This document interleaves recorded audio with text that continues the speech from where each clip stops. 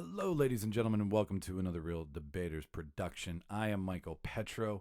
Welcome to episode 75. That's kind of a milestone for us. Truth be told, did not think I would be even close to getting to 75 episodes. So pat me on the back, everybody. Give me some love. No, anyways. Episode 75 is affectionately titled as Punxsutawney Phil. This episode brought to you by Martin Navarro. This is his brainchild. He thought Groundhog Day is such a fun movie about the whole repeating the same day over and over again. If you've never seen the movie, spoiler alert, Bill Murray and Andy McDowell are great in it, and it's all about Groundhog Day repeating over and over again for Bill Murray's character, and him realizing that he can get away with whatever the fuck he wants because there's no consequences because shit just resets the next day. So we took that plot, and then we said, what movie would you want to be in, assuming that you would just live 24 hours over and over and over again. And the only rules we bound the debate by were you had to learn a lesson to break your loop, so some sort of challenge, some sort of crisis, if you will, conflict, maybe. Anyways, you had to just do something to break your loop that might not be with what's in plan for your day. And then second to that, it had to be in the sports genre, right? So any given Sunday could have been one of the picks, or Blue Chips, perhaps, or Hoop Dreams. Like, tons of sports movies exist that I completely forget about every time I sit down to research one of these. So watch sports movies. They're lots of fun. They make you feel good.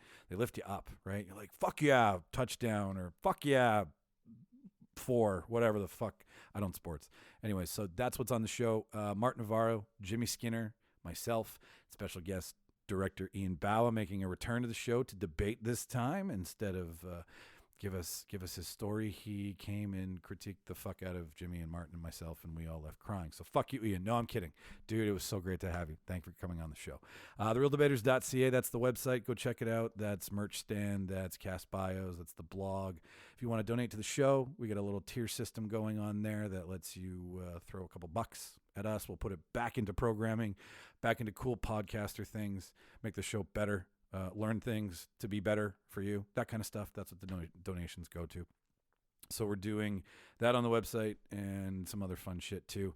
We've partnered up with the Nerdgasm Show, Charles Fernandez from the Nerdgasm Show Winnipeg YouTube channel. We're going to do like a bi-weekly, monthly dumping ground thing where we just kind of get together and talk about whatever's going on in the last couple of weeks and bang our heads together on theories and deep cuts and deep dives on shit and just geek out on everything. So that's happening. We recorded our first episode. I had a lot of fun, so we're just gonna throw bonus shit out like that. So if you want to follow him, just go to the Nerdgasm Show on YouTube, or the.nerdgasm.show on Instagram. That's where you can find him. This is gonna be a lot of fun. We're gonna try to open it up to anybody, so we'll throw a Zoom meeting out there. And if you want to stop by and talk to us and talk with us, we're more than happy to have you. So that's in the works. We got the website. We got all the other shit that I should... Oh, the thank yous. Thank you to the top 5. Top 5 north of the border this week is not in my Reaper program. That's not where it is. It's there. There we go. Top 5 north of the border: Winnipeg, Nanaimo, Brandon, an unknown spot, and Oakbank, Manitoba. Brandon, Manitoba, Oakbank, Manitoba, and Winnipeg, Manitoba. Thank you for being in the top 3. We love everybody. I just thought, people who are constantly listening deserve some spotlight. Anyways, south of the border, top 5, San Jose, Cedar Grove, Boardman, Southington, and Mountain View. Thank you to you guys. That's it. That's all. I'll cue the reel. You enjoy the show.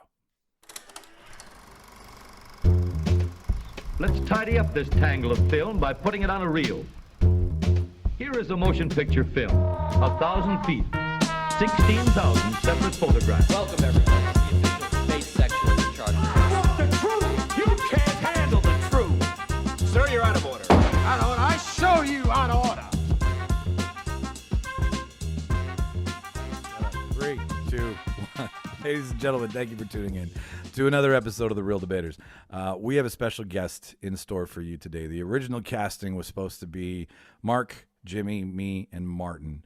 And Mark's dryer blew up, so Mark is fixing his dryer as we speak. He may or may not jump in at the debate portion of the show. We might have a surprise, we might not.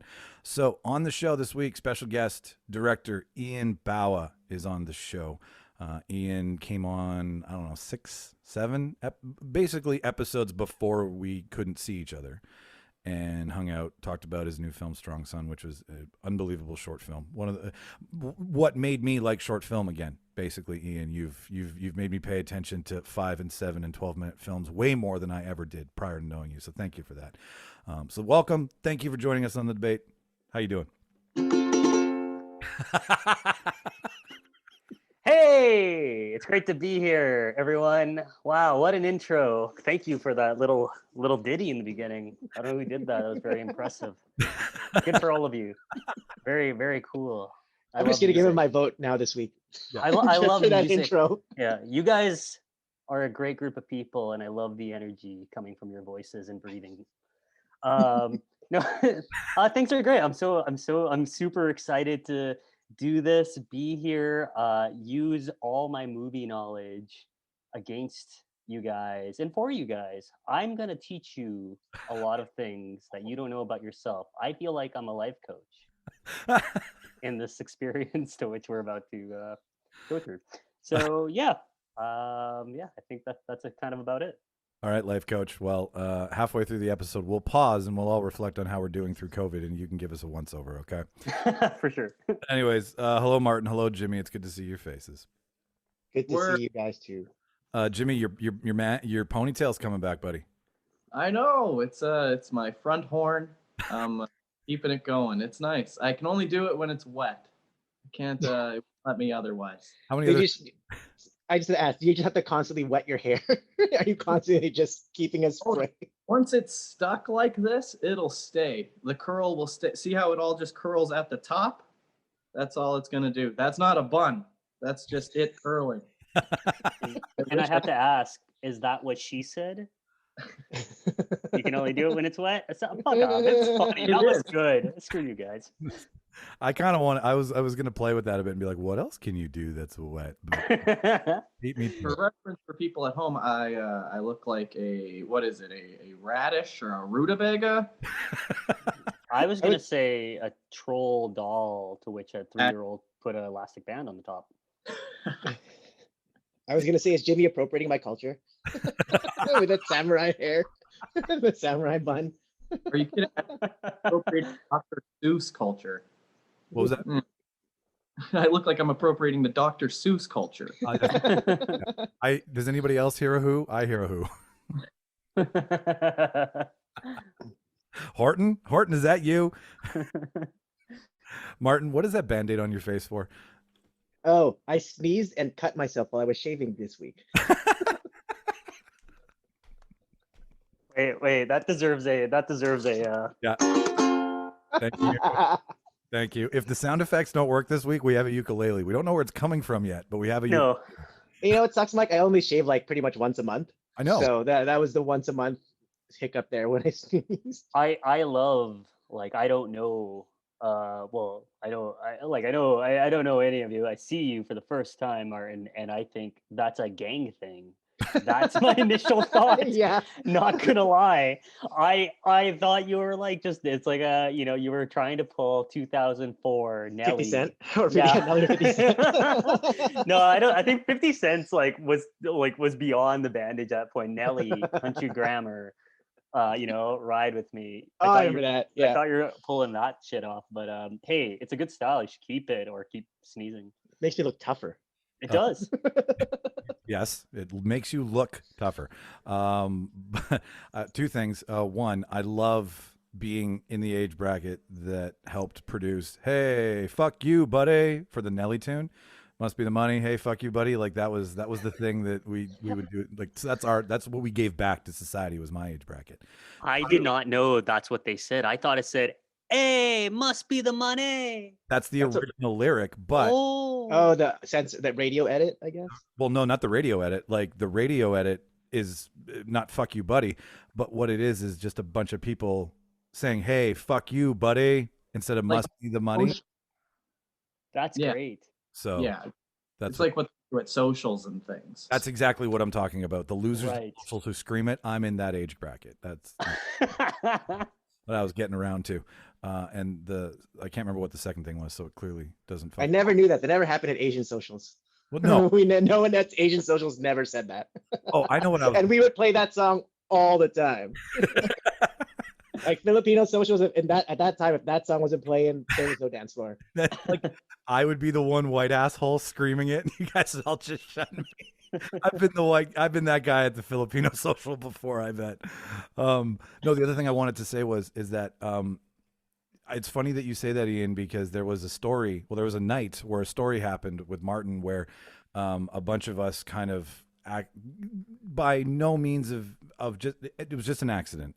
And one of our friends rammed into a bunch of tough looking guys, and you could tell that there was a moment of it was tense.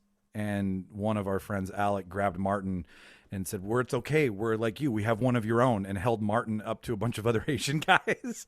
But the best part is these really tough looking motherfuckers were like, hey, Martin, what's up? I knew them. They were friends of mine. So that like That saved them from getting stomped out. I would say that bandage is gang related is what you're trying to say. That, like, It's covering my teardrop that I just added. I actually just added a new teardrop tattoo here. That would be very funny, yeah. Yeah, COVID's been hard. There's no comedy, so I've been having to make my money elsewhere now. Yeah. where are you killing it now, buddy? Just tears.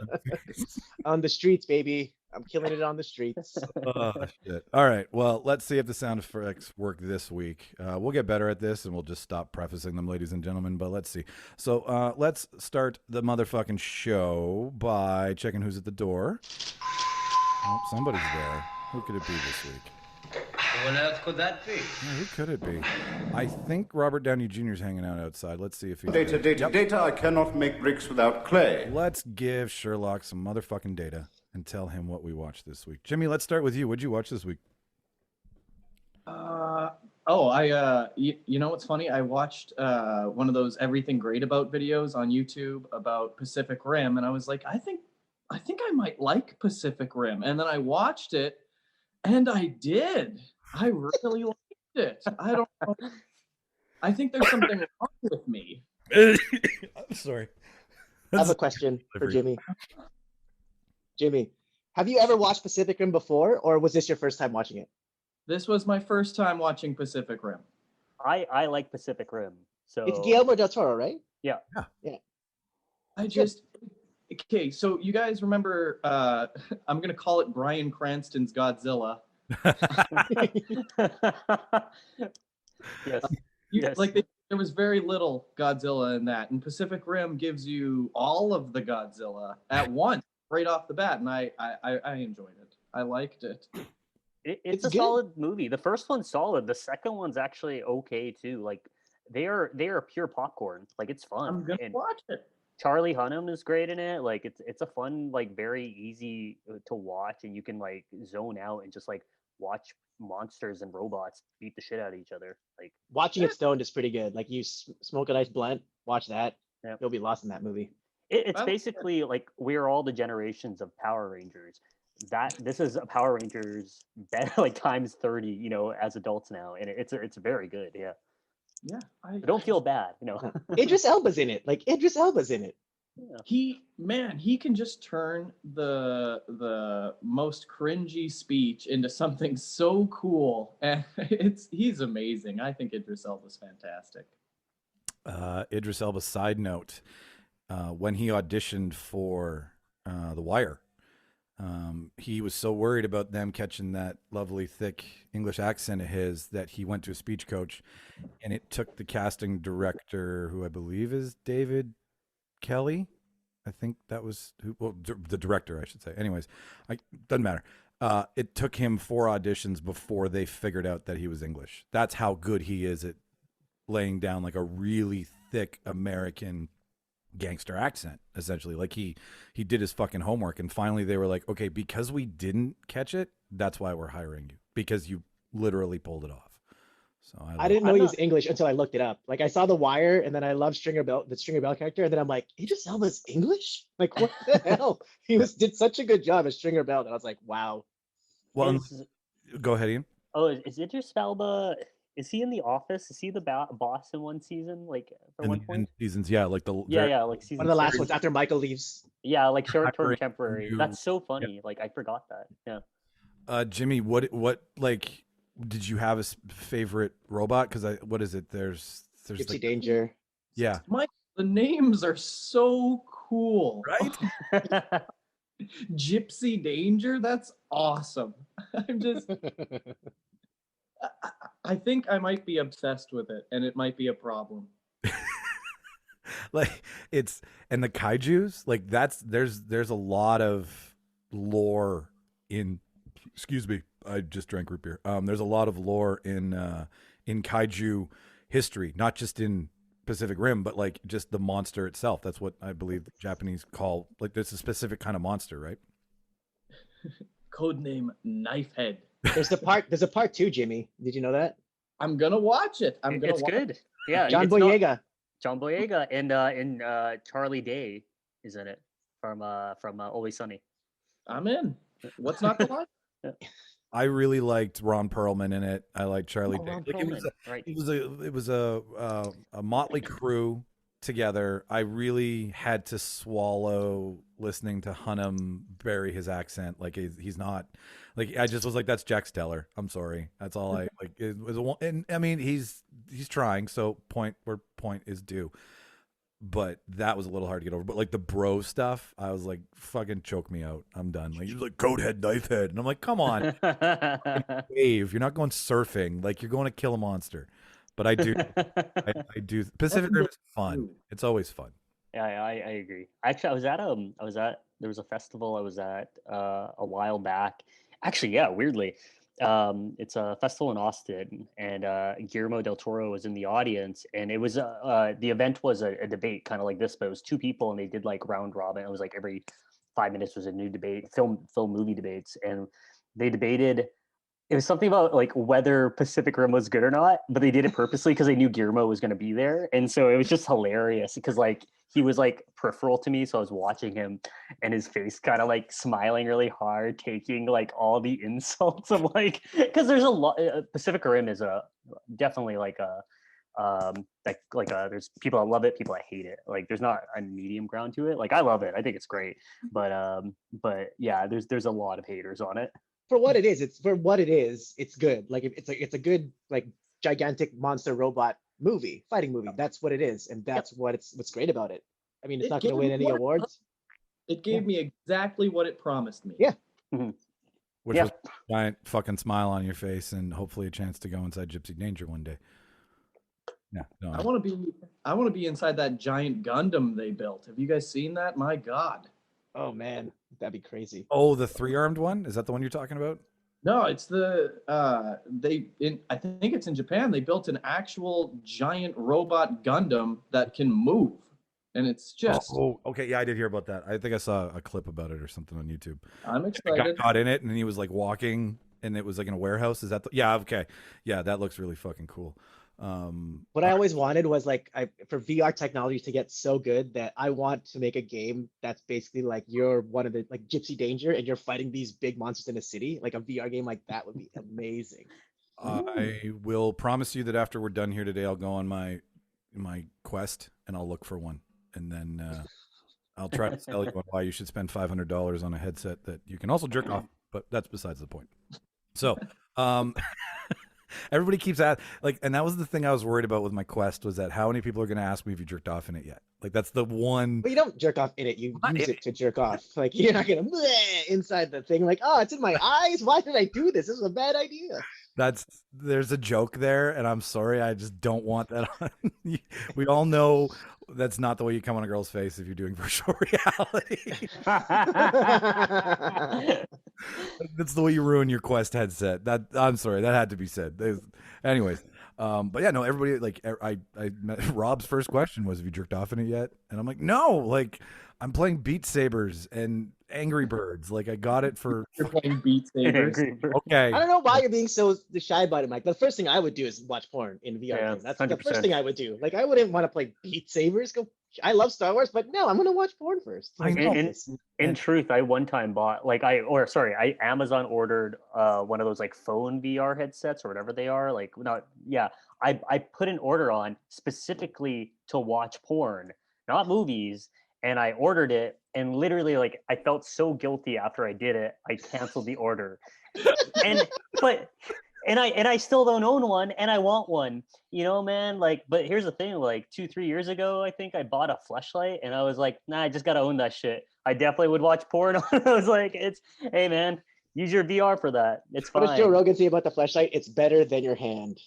That should be the saying of fleshlight. And here's the thing. My thing was like, I will. We've somehow shifted from, but but it's the idea that was like, I want to know what it feels like. There's only one way to do that. I'm not going to borrow someone else's fleshlight. So I bought my own. It's just to say I tried it, to be like, because I was always curious what it felt like. Boom, there it was. Like you can't. I mean, I get it. You have to buy it. That's one thing where you're not going to rent it. You're not going to borrow it. You totally make a very valid. Hey, dude, mind if I can you borrow that fleshlight to me? You cool with that? Like, nobody's going to say that. No. Is it safe to say you've all just been watching porn this week? Can I share my screen right now? This is a good time to show my tabs. Oh shit! Yeah, that's I mean, if it is now. Like, there's no way we can get out of it, right? Don't search Pacific Rim on Pornhub. You will not like what you see, or you will. Oh, that's funny. All right. What did I watch? I watched The Big Ugly, the new Vinnie Jones movie. Is it good? You know what? It's a mafia crime movie. It's the weirdest. It's Ron Perlman, Vinnie Jones, Malcolm McDowell, and I'm forgetting somebody else. Whatever. It's on Netflix. It's brand new. It's actually on the top 10, surprisingly. It's beautifully shot. It's a really interesting story. It's just cheesy. It's English crime boss has a friend in Virginia who drills oil, and he needs to launder money, so he brings money from London to Virginia, and this Virginia oil driller's got a son who's just a douchebag who drugs chicks, and he accidentally drugs. Well, he doesn't. He purposefully drugs Vinnie Jones's girl in the movie, and then Vinnie Jones sticks around in this butt-fuck town, just killing people and kicking ass. It's Vinnie Jones. Vinnie Jones treating everybody's head as a soccer ball, and it's great. But he's like aging and a coke addict and an alcoholic, and he's doing it all on a hangover. So it's like one really bad day for him. And I mean, you end up rooting for him, right? He's the asshole you end up liking. It's great. I really enjoyed watching this douchebag get tuned up at the end of the movie. Like, they just fuck. It's one of those great fights where you just didn't like you've invested in a character that's such a dick, and then they finally get the licking that they deserve. That's kind of the culmination of this movie. So like Malcolm McDowell's great in it. Him and Ron Perlman are like old buddies from like back in the day, and they have a crime history together. And so it's got a lot of moving parts, but it's rooted in like a mafia crime movie. Just London crime boss meets Southern oil Virginia driller, and all crazy shit ensues. I also started Vanished, or The Vanished, with Thomas Jane, Anne Hesh, and Jason Patrick. That's also on Netflix. Is that a show? It's a movie. I'm holding Netflix accountable. They said a good new movie every week for 2021. So I'm gonna write a letter. I already wrote a letter to Crave the other day about how they need to fix their fucking app. That's on the website next week. But so base, right? We all agree Crave needs a tune-up. Different episode. So The Vanished. It's got a really good start to it. It's family shows up in a camping ground with an RV camper, and their daughter goes missing. And Hesh and Jane kind of slowly uncover that this town is doing this. Like, kids go missing in this town, and it goes from this crime, like kidnapping movie, into like a mystery really quickly. And I had to stop it because I had bedtime. But I would suggest anybody to start getting into it. Like, if you're looking for something to suck you in, those are my two hot picks for the week. And none of you care. Martin, what'd you watch this week? We're gonna watch The Vanish. That wasn't a good sell. I was looking up The Vanish, to be honest. I was just double checking because I've seen it, but I didn't know if it was worthy of a watch, to be honest. So I was just kind of like looking. Would you recommend it, Mike? You've seen it all already? Okay. I've seen the first act, and I've seen all The Big Ugly. Would I watch these again and invest time? No, I pretty much didn't really pay. I was 3/4 in. I was editing. I was doing other things. But I was in root beer. But like, I was in and out of the movie, but I was in and out enough to like catch it. Would I recommend you to watch it? I would definitely watch it on a plane. I would watch it if you guys were watching it and I came over and walked in on it, and I'd be like, all right, this looks good enough. The Vanished, I'm still gonna say sit down and put 2 hours away for it because it's like an hour and 43. But they're both Netflix packaged movies, right? They have that shine to them that like it's like they have like 8 production companies on rotation, and I'm like, oh, I know which one this is. Oh, I know which one this is. And Ian, we all know, right? You're like, I know who did this, and then you get in the credits, and you're like, fuck, I know I was right. So if you're looking for something easy and tolerable that isn't, too much, they're fun, but don't ask too much of them. Yeah, it's funny. That's how I kind of like clarify most Netflix movies at this point. They're just like they do what they need to do. They kill like 2 hours of my time, and they're most of the time forgettable. And then every once in a while, you get one that like blows up, like that one with Sandra Bullock. Where Find. Yeah, like so it's just funny, like, and I think we're always waiting for those ones, and we're looking for those ones. And we're trying to see them before everyone else does, so that you can start talking about them. But like they're so rare and in between these days because Netflix is a machine versus a production now. Yeah, they've made it into a business and it can be a business, but there's little art left in it. Agreed. It's the algorithm. This is what a fucking algorithm makes. So there you go. What'd you watch this week, Ian? You said you've been watching shit all the time. I all I do is watch. I'm gonna like run through I'm gonna run through like such a list. I was trying to figure out what I've watched this week in general, or last 2 weeks or so. So I've just made a really quick list. Well, it's just I have too much time these days, and between like working from home and living alone, you just end up watching a lot. So forgive me, I'm just gonna nail these and give you a little bits pieces. Small Axe, episode 1 and 2. Small Axe is Steve McQueen. He did like 5 episode films essentially, based on Black culture and stuff. And they're all very high budget, very good. It's on Amazon Prime. I watched the first and second episode. They're slow burns, but they're very good and they look good. The first one's like a courtroom drama, and it all takes place in this in Notting Hill, England, and it's this Trinidad community that's getting abused with racism from the cops, and it becomes a courthouse ruling issue. Anyways, very good. Second one's very different as well, but all based again on like Black culture, Black rights, and Black movements.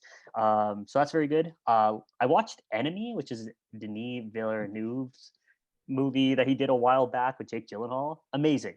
Highly recommend. Where's it on? On Crave. Crave. Okay. That's isn't that starring Jake Gyllenhaal and Jake Gyllenhaal? Yes.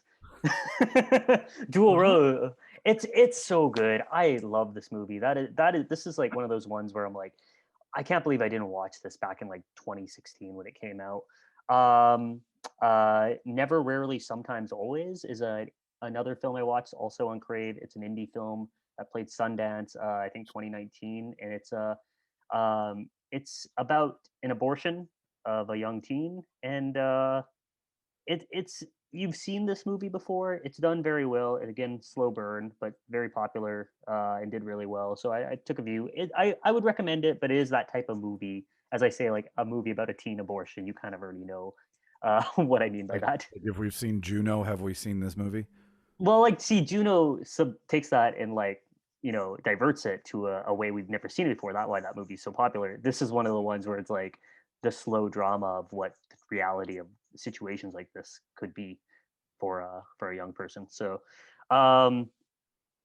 just saying the ones worth talking about. I finished Crashing season 1, 2, and 3, which is amazing show. Pete Holmes, and I just burnt through it in like 3 days, and it's like they still burnt him.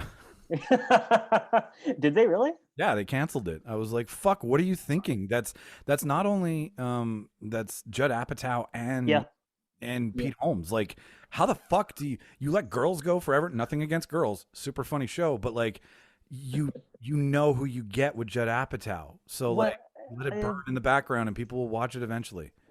I thought it ended very well for 3 seasons. That's why I didn't think it was like, I thought it was like, oh, I didn't got canceled. It felt like it just ended naturally because I was like, oh, he got everything he wanted at the end of season 3, and I was like, very good. But That's surprising. Like I was like, oh yeah, that sucks then, because I really enjoyed that and I love Pete Holmes. So great show. The last two things I'll really hit. I watched Eyes Wide Shut for the first time in my life. I know, one of those movies. You know, you miss movies in your life. Did you just watch the whole movie, or have you seen certain scenes of it before? Hey, Martin, great question. 100% have seen a good majority of scenes from that movie, namely the first 20 minutes, I'd say. Terrific ass on Nicole Kidman and Tom Cruise. But no, I watched the movie front to back. It was one of those movies where it's like it grows with you. It like after watching, I was like, I don't know if I like that, but then I kept thinking about it. And for those who have not seen it, it's basically Tom Cruise, a couple that are having marital problems, and Tom Cruise somehow finds a world of the Illuminati, essentially, without them actually saying that, and becomes in part of their like world very shortly. It feels like a noir, like a weird Hitchcock film sometimes. I love the look of it. It's a great movie. And the very last thing I'll talk about, WandaVision. I've caught up first 3 episodes. I don't know what to make of it yet, but I'm enjoying the MCU world and the ballsiness of what they can do with the MCU lately. So there you go. I'll stop, but that's it. I'll let Jimmy put in his 2 cents on any of that first, and then we'll go to Marty. What do you think? What do you think of that smorgasbord? Oh, just everything you picked. I mean, I hate Marvel, but that's okay. Love it, man. Like, yeah, I mean, yeah, everything you listen, great. Like, there's nothing there people should skip. Like, definitely, and we have all the time in the world now, so there's no reason not. What's your Marvel what's your Marvel hate? Very very short like way of saying it. Like what do you dislike about it? I used to really love it as a kid. Yeah. And now it just everything's the same. I want more Blade. I want fun superhero thing. Or well, not fun, but I don't know the right word. I'm just tired of seeing the same movie over and over and over. Right. There is like the palette. Though I think again, like that's why I think WandaVision's interesting, because it like I have no fucking idea what they're doing with it, but it's interesting. So I don't know. Like I would argue, I know what you mean, because there is like a system to each of the movies, but I think now that they're going to this, they finished what they built. I think now it's shifting to like we can do whatever we want. We won the lottery, so fuck you all. I really plan on seeing Multiverse of Madness. I think that's going to be. I think that will be insane. Like, yeah, I can't not watch that. Yes, I think that will be a horror movie. I don't think that will be a comic book movie. Oh, and it's a Sam Raimi. I have to. Like, yeah, exactly. Yeah. If I can interject here for 1 second, me, Martin, and Ian would all suggest then to watch WandaVision, because they are laying the. I don't want to ruin it because it's 24 hours after yesterday's episode, and yesterday's episode, kabooey! Like it all of a sudden dropped into, like, now I know why they let the media have 3 episodes and us only have, the 2 and then the 1, because agreed. They know they knew that was their episode, that the show was starting to leave the ground and take off and get rooted in some other stuff. And they were like, okay, let's take 6 minutes and just continually assault you with like Easter egg after Easter egg after Easter egg. And then you're like, okay, I can definitely see how the groundwork for the Multiverse of Madness is being laid in this. And it's rooted in Wanda. And it's gonna, like, I was very like, meh. And it is, to your point, Jimmy, I always agree with you. I'll never stop on this, because it's the blockbuster system that you're pointing out, and Disney just patented it. That's the thing, is that everybody's trying to be you all want to be fucking Disney, but you can't do fucking Disney. And so they try really hard, and that's the benchmark. But when you see too much Disney, it's in Pixar, it's in everything they do, that you're like I can just trace out your success model over every picture you make. And after a while, it gets fucking redundant. To their credit, though, they do the continuity that they give you in their product. If that's what you like, you can you always get it right. OJ is OJ with Disneyland. So the juice. I mean, not the football. Not guilty, not guilty, not guilty, not guilty. I was just trying to get Martin to not be like, "What the fuck are you saying?" I was like, You called yourself out before I could. So. Hey, if the glove fits, it fits. "Hey, You can acquit. yeah, If the glove fits, you can acquit. Martin, anything on that list you want to comment on before we move to you? No, they're all good movies. I think Vanilla Sky, same thing. It's one of those things that, except for certain scenes, I have to prepare myself to watch it because it's such a ride, the whole movie. So, but yeah. You mean Eyes Wide Shut. Sorry. Yeah. I'm still sorry. No, it's all good. Eyes Wide Shut. Yes, Eyes Wide Shut is one of those movies that like same thing like Vanilla Sky. I have to prepare myself mentally to kind of watch it. Just to, yeah, it is that. Yeah. Yeah. No, but good choice. Good choice. I do like. I'll watch Eyes Wide Shut is just like, it does build a really crazy intensity once he's in the fuck palace. Like that's where it starts to get really. Yeah, that's when it just starts to like. Yeah, ugh. like everything before that is a story about a man and a husband. What am I, from fucking Worcester? Too much Vinnie Jones. A Too much man, root beer. a woman, fuck off.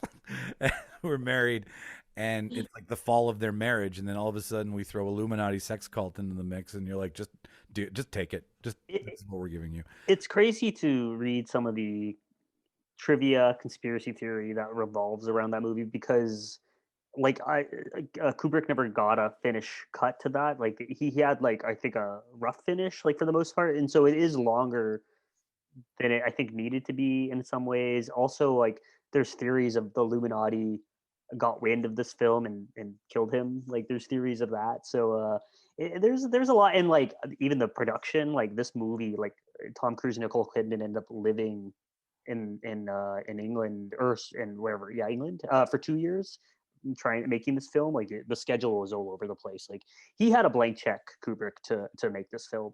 And yeah, he cashed it in. Like he got the two biggest stars in the world at the time, and like spent all the money to keep the production going because it was never done. So yeah, it's crazy when you think about that movie. Martin, sir. I watched it's a Prime movie. I watched One Night in Miami. That was a really good movie. For those of you who don't know what it is, I think I'm not sure if it's a play or a book, but it's based on It's a play. It's a play, right? It's based on a play, and the characters in the movie are Muhammad Ali, Sam Cooke, Jim Brown, and Malcolm X, who were all like real-time friends in real life. And basically it takes place, I can't remember 64, 65, but it was right after, it was the same night when Ali won the title from Sonny Liston for the first time.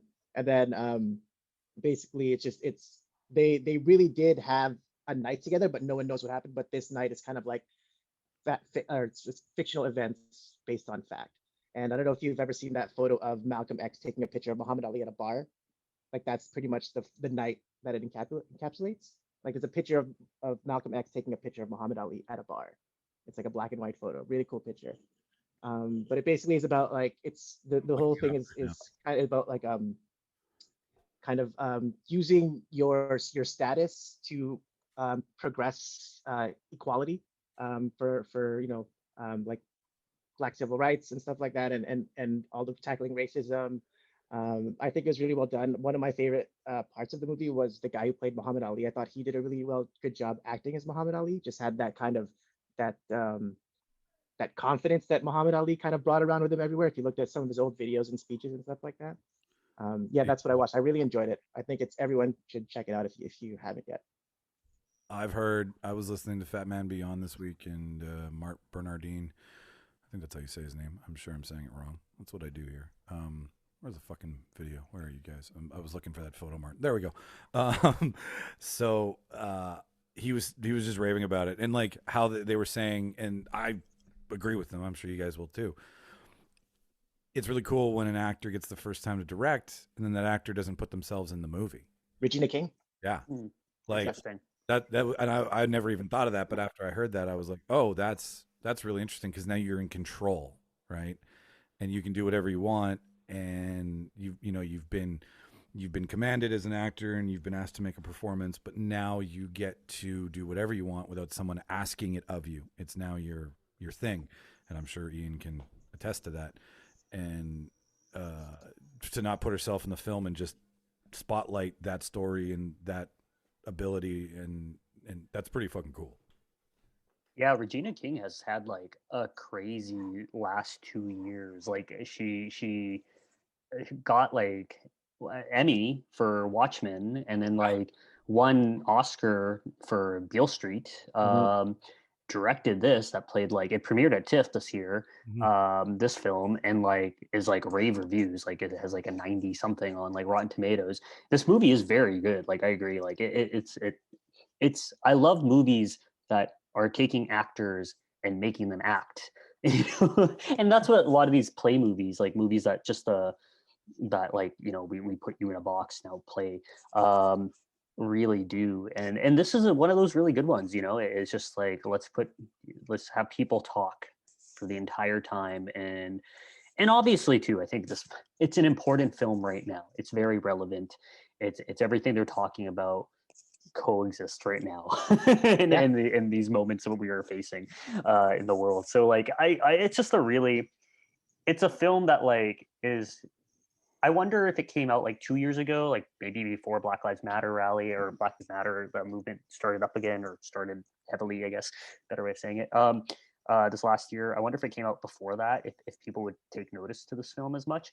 But I really like it regardless either way. Like it's a very good movie. It's a very important movie, and yeah, it's well worth. Everyone should watch it. Jimmy? Yeah, absolutely. I haven't seen it yet. Like everything I've seen in the trailers, it looks like something that's right up my alley, and I love the idea of taking the original story, but then like the way she could throw her own spin on it, it sounds really cool to me. First time director, it's crazy. Yeah. And it really does have that play kind of feel to it, because you're in one set for most of the movie, right? It's the hotel room, so you're in one room for the majority of the movie. Most of the characters, that's what you see, and it does have that kind of cool thing. And you rely on dialogue. The movie relies heavily on dialogue. And I think I think the standout for me, you said for you, it was the guy who played Muhammad. I'm just looking it up his name. It's Eli Gorey. For me, the standout was Leslie Odom Jr. from like Hamilton, and Kingsley Ben-Adir, who plays Malcolm X. Yeah, those are my standout people. I think the like Leslie Odom Jr. I don't know if any of you watched Hamilton, but like that, like he's like the standout in Hamilton, and like casting him as like Sam Cooke, like a singer I like grew up with in a sense because I had older parents. Like it's just like, it's a slam dunk. He's gonna kill it, and he does. So yeah. Yep, I'm gonna watch it. I think probably tomorrow. Yeah, I'll watch it tomorrow. I'll make that an afternoon movie so I don't get too sleepy and have to watch it 17 times. No, I've heard the same thing about it, and you know what? Sadly, I don't think it would have been Ian had it been 2 years ago. And I mean, the story's the same. Like it's just the current climate the world is in that has helped elevate it, which is shitty because that has to happen for people to pay attention to this, or the Academy has to be like, you're good enough, and then everybody else jumps on, right? And it shouldn't be like, that's a good movie whether or not it fucking wins anything. Like it's I've read the same things, so now I can, with two co-signers here for sure. I'm gonna. I wonder. It's a good thing you brought up. I wonder if this film will get like it's tracking right now to be an Oscar contender in some way. I wonder where it will fit, because it feels like the film that will slip through the Academy. Like it's like the I'm trying to think of a movie like last year that slipped, and it was like, why didn't it get as many nominations? But what was that, Jimmy? It feels like that. Uncut Gems. Uncut Gems, yeah, that's like something like that, where it will get maybe like directing, but that's it. Or maybe they'll skip directing and it will give it pictures, even though Regina King probably deserves a directing one on top of it. Or like it's just, I wonder where it will fit within the slot of the Academy this year, because it's going to be a weird year for the Oscars. Well, and it makes sense chronologically, like her career, the way it's trajected, going on screen to off screen. I mean, you didn't give it to A Star Is Born for Best Director. Like Cooper didn't get the award, and I don't think he should have, because it's a remake. You never give it, like, you're not taking a chance. You're just enhancing, which is something to be said for that if you can make a really good remake. But like the Best Director Academy Award should be for somebody who directs something that's dangerous and has more is more versatility, I guess. But she's a first-time director on a first-time story. So this is the kind of movie that you can be like, come on, guys, like, and just get off your fucking high horse and be all stuffy and shit. Like, it drives me nuts there over at the Academy. It's. I'm sure that's like, I would love it for the Academy to shake the tree and get rid of all the gross white dudes that are in the Academy finally. You know, and like start getting people in there from like our age groups and, you know, outsiders who can like help vote on this shit and get public opinion. Because if you're giving away, I know I'm ranting, if you're giving away the best of something, then wouldn't you want the number one opinion, which is the motherfucking audience? Michael, are you saying you did not like Green Book? Oh, no, I'm kidding. Yeah, that was I like that movie. I like Green Book. I'm kidding. Yeah. I can't. I want to watch Viggo Mortensen's new movie that he did with Lance Hendrickson. It's I believe it's the story of he's playing a gay man who comes out to his father late in life, and Lance Hendrickson is like just vile to him. Apparently, it's Lance Hendrickson's best role ever. It's another movie I did the festival circuit. It doesn't have a lot of noise about it right now, but I've seen a lot of traffic on Instagram that this new Viggo flick is also going to be a nominatable movie. Nominatable. That's that a word? I don't even know if that's a word. Now, if it's on this show, it becomes fact, ladies and the film is called Falling, and yes, I forgot this existed. Yeah, I don't know where. I'm sure it'll get a distributor at some point, but yeah, Laura Linney, Viggo Mortensen. Yeah, it looks. Yeah, it got played Sundance, played TIFF, played Cannes. Yeah, it's tracking pretty well. So yeah, it's doing the thing it's supposed to do. You know, more than if it hits mainstream, I'm sure it will probably be an Oscar contender too. I'm watching it. Aragorn can do no wrong in my book. So agreed. Yeah, put it in there. I love how that's the measuring stick of all which is Viggo Mortensen for you. And I don't know, just because I'm looking it up, as to say, Viggo Mortensen directed and wrote this movie. Oh. Yeah, so cool. We should all watch it one day. Well, I'm getting to the point where all my serious conversation is out of me, and I want to talk some dumb shit. So I think I'll find out who's going to help us start the show this week. Who did I put in charge of getting the debate going here? Let's listen. Listen here, you beautiful bitch. I'm about to fuck you up with some truth. That's who I thought it was. Eastbound and Down. Jimmy's favorite new director for horror movie, and his fucking name is eluding me. McBride. Right? Danny McBride. I was halfway there. Danny McBride from Eastbound and Down. How dare you, sir? I'm sorry. You drop his coat and don't even know his last name. I don't know if he's my favorite, but I think his horror writing is very good, and I think Halloween 2018 had low expectations from everybody, and it ended up exceeding them by more than it should have. I sincerely really like Halloween 2018, and I think the crazy part is that movie came out in 2018 because it feels like it came out like not long ago. So I'm like, fuck, that was 2018. I didn't actually know Danny McBride wrote that. I just looked it up. I was like, crazy. Yeah. Yeah, and he had a part in Alien Covenant as well. Like I think his horror writing is very good. Yeah, he is the cat's pajamas, which is why I picked him, because I know he's one of your favorites. So he's going to help us start the show off this week. And when Jimmy's video kicks back in, just like that, we're gonna kick off here. I will go first. We didn't really talk about who else was going to go second, so we can do that right now. Jimmy, would you like to trail me, and then Martin pull up just to the rear, and then hand the baton off to Ian to close the show? That sound good to everybody? Relay race. All right, cool. I'm gonna make sure my phone doesn't die. Yeah, you might want to plug that shit in. You know, we need you. So while Jimmy plugs that in, I will do what I always fail to do, which is explain this and have Martin fill in the gaps where I have missed points. So today's debate is inspired by the comedy classic Groundhog Day, one of everybody's favorite Bill Murray movies, about being trapped in a time loop, and specifically to the movie Groundhog Day. If you've never seen it, which I feel bad for you, but if you haven't, that's fine. He wakes up on Groundhog Day with Punxsutawney Phil, and the day just keeps going over and over and over again, and it sucks. But he starts to realize that he can get away with some pretty crazy shit that's consequence free because the next day nobody remembers what happened. So that's the easy premise of the movie. Andy McDowell also stars in it. Who else is in it, Martin? Geez, Andy McDowell, Bill Murray. What's the guy, the cabin boy? Stephen Tobolowsky. What's his name? Stephen Tobolowsky. Yeah. Yeah. All right, I'm bringing it up right now because, I didn't tell one of us to do it. Groundhog Day. Let's make sure.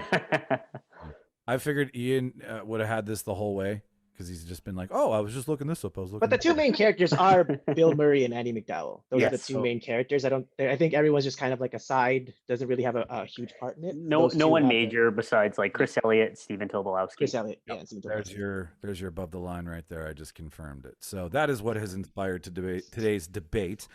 We are taking that premise. We are taking that scene, that idea of the movie, and doing it to ourselves, but making it where if we were in a time loop, just like in Groundhog Day, what sports movie would we want to be caught in and why? And Jimmy came up with a caveat. He was like, we all need to figure out some sort of constraint, something that's a challenge, if you will, because it's not really fun if you don't have to learn a lesson. So we have to learn some lesson inspired by said sports movie that we picked. So for example, ladies and gentlemen, to clarify this and make it as clear as mud, is if I picked the movie any given Sunday, I would get to relive the entire movie over a 24-hour period and experience everything that the characters get to experience. And then how would I fuck around in there and what could I get away with? Martin, am I missing anything? I wouldn't say it's not really a 24-hour period, but you'll relive the movie over and over again.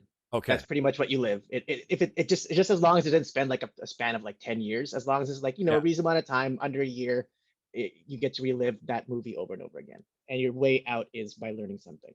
And we had some mini rules here. We had nothing like Boyhood that took 14 years to make. no fucking series. No Fast and the Furious. We have 2 hours. That's what we're here for. So those were a couple of the other rules. I would just like to mention that Mark has yet to show up, which is totally fine. He made such a great fucking pick, and it needs to be noted. And I know why he did it, and it has a little bit to do with why I did mine, is that he found a way to talk about sports that wasn't necessarily a sports movie, because he picked Two for the Money with Matthew McConaughey and Al Pacino about sports betting. And Martin's rule was just a sports movie. We really didn't clarify if the character had to be sportsing or if they could just be watching sportsing or what have you. So I just feel that Mark's fucking thing needs to be pointed out, that he can't argue it, and I'm jealous of it, and I feel I should have fucking picked it, but that's neither here nor there. So I will start us off. Not going very confident into your debate, hey Mike? No, well, I am. I have a couple caveats here that might save me from being pummeled by Jimmy and his pick. So I picked the 2011 Canadian sports black comedy film Goon, starring Jay Baruchel, Sean William Scott, Liv Shriver, Alison Pill, Marc-Andre Grandin, Kim Coates, and the Canadian dad that we all love, Eugene Levy. Martin, you already have a question, and I'm not even. Yeah, it's a dark comedy, not a black comedy, Mike. I think is what you're saying, right? Yeah, I mean, yeah. Because then that'd be like Tyler Perry's present, or Soul Plane would be like that, or Barbershop. That's that. I think dark comedy is what you were going for. I was going for dark comedy. Yes. Sorry, I had to correct it. That's fine. That's totally fine. So, I picked a hockey movie, and for anybody who knows me and knows me well, knows that I can't fucking skate. I missed that part of my childhood. So I figured getting a movie with a bunch of professional hockey players and people who spend Canada's national pastime doing nothing but skating can actually benefit me. And I've always wanted, I don't know how to shoot a puck, if we're going to be honest. I know how to shoot a puck standing, but you put me on skates, I couldn't. I just want to do a slap shot one time. I just want to score a goal, play some shinny with some buddies, and get it over with. So I feel that taking me out of this life and putting me into that life is definitely something that's going to benefit me. Plus, I get a coach's perspective. I get a whole scouting team at my disposal. I basically have access to a motherfucking hockey team. Now, they are a minor hockey team, but to me, that's NHL. So, first reason, I can learn how to skate. Second reason, I've always heard about hockey player parties and hockey player locker rooms and hockey player shenanigans. And in the movie, they're all fucking drunk all the time. The entire team goes out after. They even have like the one guy who's the team alcoholic. I didn't write his name down, but he's drunk in the locker room. So crazy locker room antics that I've never been exposed to. I don't want to partake in holding a bucket of pucks on my ball sack. Like, that's not what I'm getting at here. My point is, I just would like to see what it looks like to some other young, unsuspecting fucking kid, and what he has to go through as a rookie, right? Because it's all conjecture and hearsay to me. As well, like going out, team camaraderie, having beers after the game. These guys, they're idiots. They're shitty hockey players, but they seem like pretty good fucking fun people. Third reason, cardio. I would finally lose the bulge. I can't get off the couch choosing to normally. So if I had access to team personal trainers and hockey players, then I feel I could beat. I would come out of this loop like Kylo Ren shredded, essentially. Like that's my end game here. So going into Goon has nothing but ups for me at this point. Lastly, well, actually, I'll save that for the end because that's my lesson. So after having spent time with these characters, I feel that they're more like me than I really thought at first. Doug Latt just likes soup and is a really big teddy bear, so I feel he'd be a great buddy to hang around with, shoot the shit with. Xavier Laflemme, the ex Sidney Crosby of the team, he likes to fuck chicks on camera and do lots of blow. So my party favors definitely taken care of. Pat, the perverted asshole buddy, played by Jay Baruchel, who wants to make lemonade in somebody's chocolate factory. He loves girls, beer. He's just a good fucking time. The only problem with him is he likes to watch his cousin strip. So I feel that like that's kind of like he's like the Jay of the Jay and Silent Bob. He's the hang around. You got to put up with him. Eva, Glatt's girlfriend, she's the perfect guy's girl. Loves beer, loves hockey, partying. That girl that will hang out with the boys. That'd be a good time. Little known fact: it's Kurt Kielbach who does all the announcing and all the hockey games. The old Winnipeg Jets announcer. So all my shenanigans, I would be like, just narrate over everything. Like, just follow me through life and narrate everything that I do. Movie takes place in Halifax and is also used as a backdrop and filmed in Winnipeg. So just by default, I would know where I am because we're using my hometown as a backdrop. So it's not unfamiliar to me, guys. Add-ons, little fun things I would do just to fuck around with people. I'd have Doug Glatt and Ross the Boss Rhea fight all the time just for my pleasure, because like there's no such thing as concussion syndrome because everything just resets. As well, I'd put myself in charge of the team one day, and I would just take the goalie who everybody shits on and make him center, and then take the center player and then make him the goalie, and then just completely watch a stupid fucked up hockey game exist for my own pleasure. And the way to end this debate, the way I would get out of this situation is I would have to learn how to fight and take on Ross, the motherfucking boss, Rhea, Liv Schreier's character. That is, I would have to knock him down and train with Doug long enough, and that's the only way I'd get out. So I'd have to take a serious fucking beating, if we're basing this on movie canon, for me to leave my time loop. I give you my debate, ladies and gentlemen, and I also give you the time to bend me over. Jimmy, you can go first. Okay, first thing. Michael, is it true that you have torn your Achilles doing an Irish jig? Is that a true fact? Yeah. I one time. I did that one time. Now, I can't think of another person who's torn their Achilles doing a dance. Yeah, I don't know many. There's the list is short, fucker. I'll give you the credit though. You tried to keep jigging after your Achilles was torn. Maybe that is in your favor. Next thing, I don't know if you can take the locker room hazing, man. I don't know how long you're gonna last, and if you have to do it every day for the rest of your life, it doesn't get better. Upward trajectory. I don't know if it gets better, man. Throw it to someone else. I'll have a few more. Okay. All right. Martin, you can see you're chewing your nails there in anticipation. So please tell me. First off, Mike, I want to just say that, I agree that, if you did this, for this movie, it would help with the weight and, make you healthier. I commend you on that. But I also want to shit on that because your main point, one of your main points for picking this movie is basically the same reason as getting a gym pass. That's there's no difference. It's just like you can do the same thing at a fucking gym. That's the main reason. It's just I'm just gonna get in better shape. And also I wanted to comment. So if you were to recast this movie, you're the main character, right? You're Sean William Scott. Yep. If you were to recast this movie with friends in your life, am I Jay Baruchel? Am I the perverted friend who just wants to make lemonade in someone's chocolate factory? I love Martin has turned it into something for him. Yeah,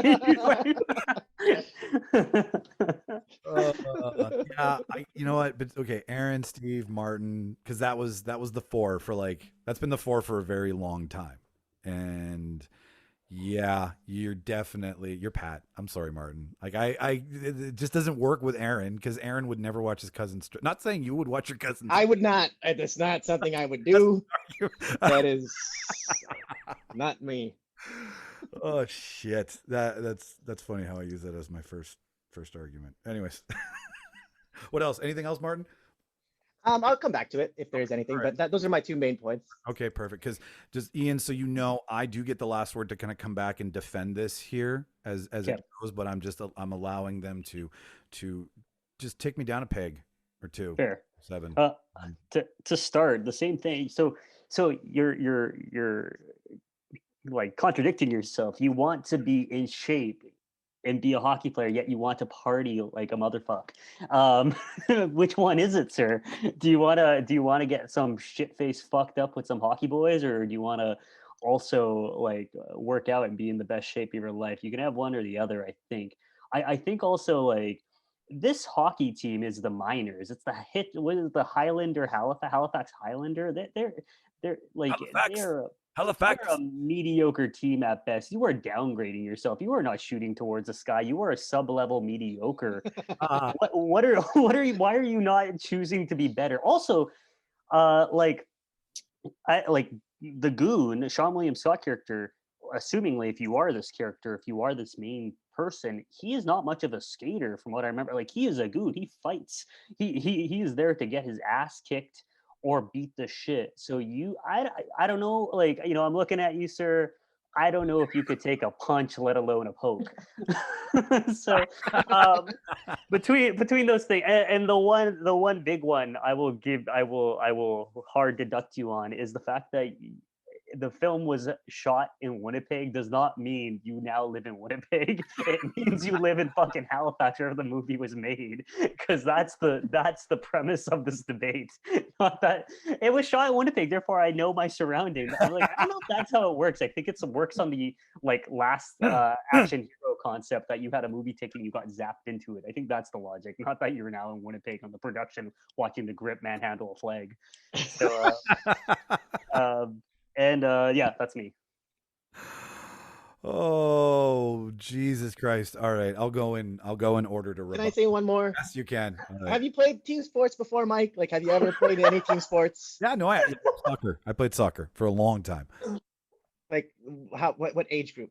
Like I played from like that matters. There's a difference. There's like, you know what, like there's soccer where like you know where it's like you're just kids watching butterflies in a field. That doesn't count as soccer. Like running around drinking Gatorade and eating orange slices. No, I know that doesn't count as soccer. Pizza Hut afterwards. No, okay. I played truthfully. I played from 6 to 24, 25. Oh. Like I can play. I don't have the shape to do it or the lung capacity to play anymore. But like I played serious soccer, indoor, outdoor. Before I learned how to Irish jig, I could dance like Pele. No, not really. But Question again. Good. Yeah. Question again. Was the Achilles injury from doing the jig in Las Vegas related to a soccer injury from when you were younger? No. The Achilles is 100% based on hypnotism. And no previous, like if this was an insurance company, there's no previous conditions that I could blame the snapping of. Probably the lack of physical activity, because I had tight Achilles. Like when I went to go get it fixed, the guy's like, your other one's really tight. And I was like, okay, I should probably start stretching so the other one doesn't go. And then I'm the guy who's, blown both Achilles tendons. And then I'm like that alien in that Charlie Sheen movie, The Arrival. You guys remember that? Where like the legs snap up? That's like, That's like, honestly, now that I remember getting surgery, that's kind of what I remember in my head. I was like, is that what they're gonna do? Are they gonna pull my like leg down? Anyways, so to go in order, Jimmy, yes, okay, I do have a pre-existing condition but I was told that had I continued physical training, or not physical training, physiotherapy, I would have gotten the calf muscle that I lost back. I just was a dumb shit and didn't do it. So there is room for improvement on that. I'm not down and out, but I'm definitely sidelined. Martin, your point was what again? I'm sorry. Remind me. You had a few. Oh, what do you mean? In terms of yeah. you're basically the main reason you pick this movie is the same reason you would buy a gym pass. That you just want to get back into shape. That's your main argument. This is more fun though. Like, think about it. Like, first of all, it's a team sport. So I'm not just going to the gym trying to psych myself up. Like, these guys would be like, fucker, walk, buddy. And I'd be like, all right, give me the skates. Let's try this again. Like, I'm a determined person. So you're going to walk, not fuck. No. No. Anyways. And then lastly, Ian, I will argue you on this, and because I get the last word, because the location is Winnipeg and I'm from Winnipeg, and if all things being equal, if a guy from Winnipeg goes into a movie that is shot in Winnipeg but the movie background is Halifax, it doesn't matter. The Portage and Maine still exists in either the movie or in real life. It's still there. So I know the backdrop. I know Selkirk, right? Jimmy would be there. Right, I'd be able to hang out with Jimmy and Selkirk because it was shot in Selkirk and Portage La Prairie, so there's that connection as well too. So I'm just gonna do the smart thing here, the adult thing. I'm gonna end it, and I'm gonna that's it, ladies and gentlemen. That's round one. Jimmy is going to follow us up here with round two. Jimmy, take it away, sir. Okay. Well, before I landed on my choice, I had a lot of other animal-related sports movies to choose from, really. I considered, I don't know if you guys remember MVP, Most Valuable Primate. Yeah. I considered that. There was also MXP, Most Extreme Primate. And then the absolute large amount of Air Bud and Air Buddies movies out there were to choose from. And to be honest with you, I kind of confused them all into just one big movie that happened at once. So correct me if I'm wrong, but there is a basketball Air Bud movie, right? Yes. Is that a real thing? Okay. I thought there was, because what a weird title to give a football movie to call it. That doesn't make any sense. So I picked Air Bud. We haven't figured that out by now. And my whole argument, you guys, is basically let's call it 90% of my argument is just that I get to spend the rest of my life, if I don't choose to learn a lesson, I just get to spend the rest of my life playing basketball with golden retrievers. That's the best life I've ever considered. I don't know how it could get any better than that. Like, I've only met 3 or 4 golden retrievers in my life, and I've seen one that can play basketball. So that, by that logic, 25% of golden retrievers can play basketball. That's something I think we can. As a scientist, that sounds, that logically makes sense. Pretty sound logic. Yeah, other than just getting to play. He gives hugs. What's not to like? My whole plan here is to get so good at basketball with this dog that we will eventually be given an NBA contract. So you guys know the old saying that it takes 10,000 hours to become an expert at something, yes? Yes. Yeah. The thing. Well, instead of learning my lesson, because who likes that? What kind of movie is that? So instead of learning my lesson, I'm going to instead get so good at basketball that me and this golden retriever are the new Jordan and Pippen. Or Shaq and Kobe, or to a much lesser extent, Kevin Garnett and Paul Pierce. But I'm excited because that's an actual thing that could happen. And as we all know, there is nothing in the rule book that says a dog can't play basketball. That's true.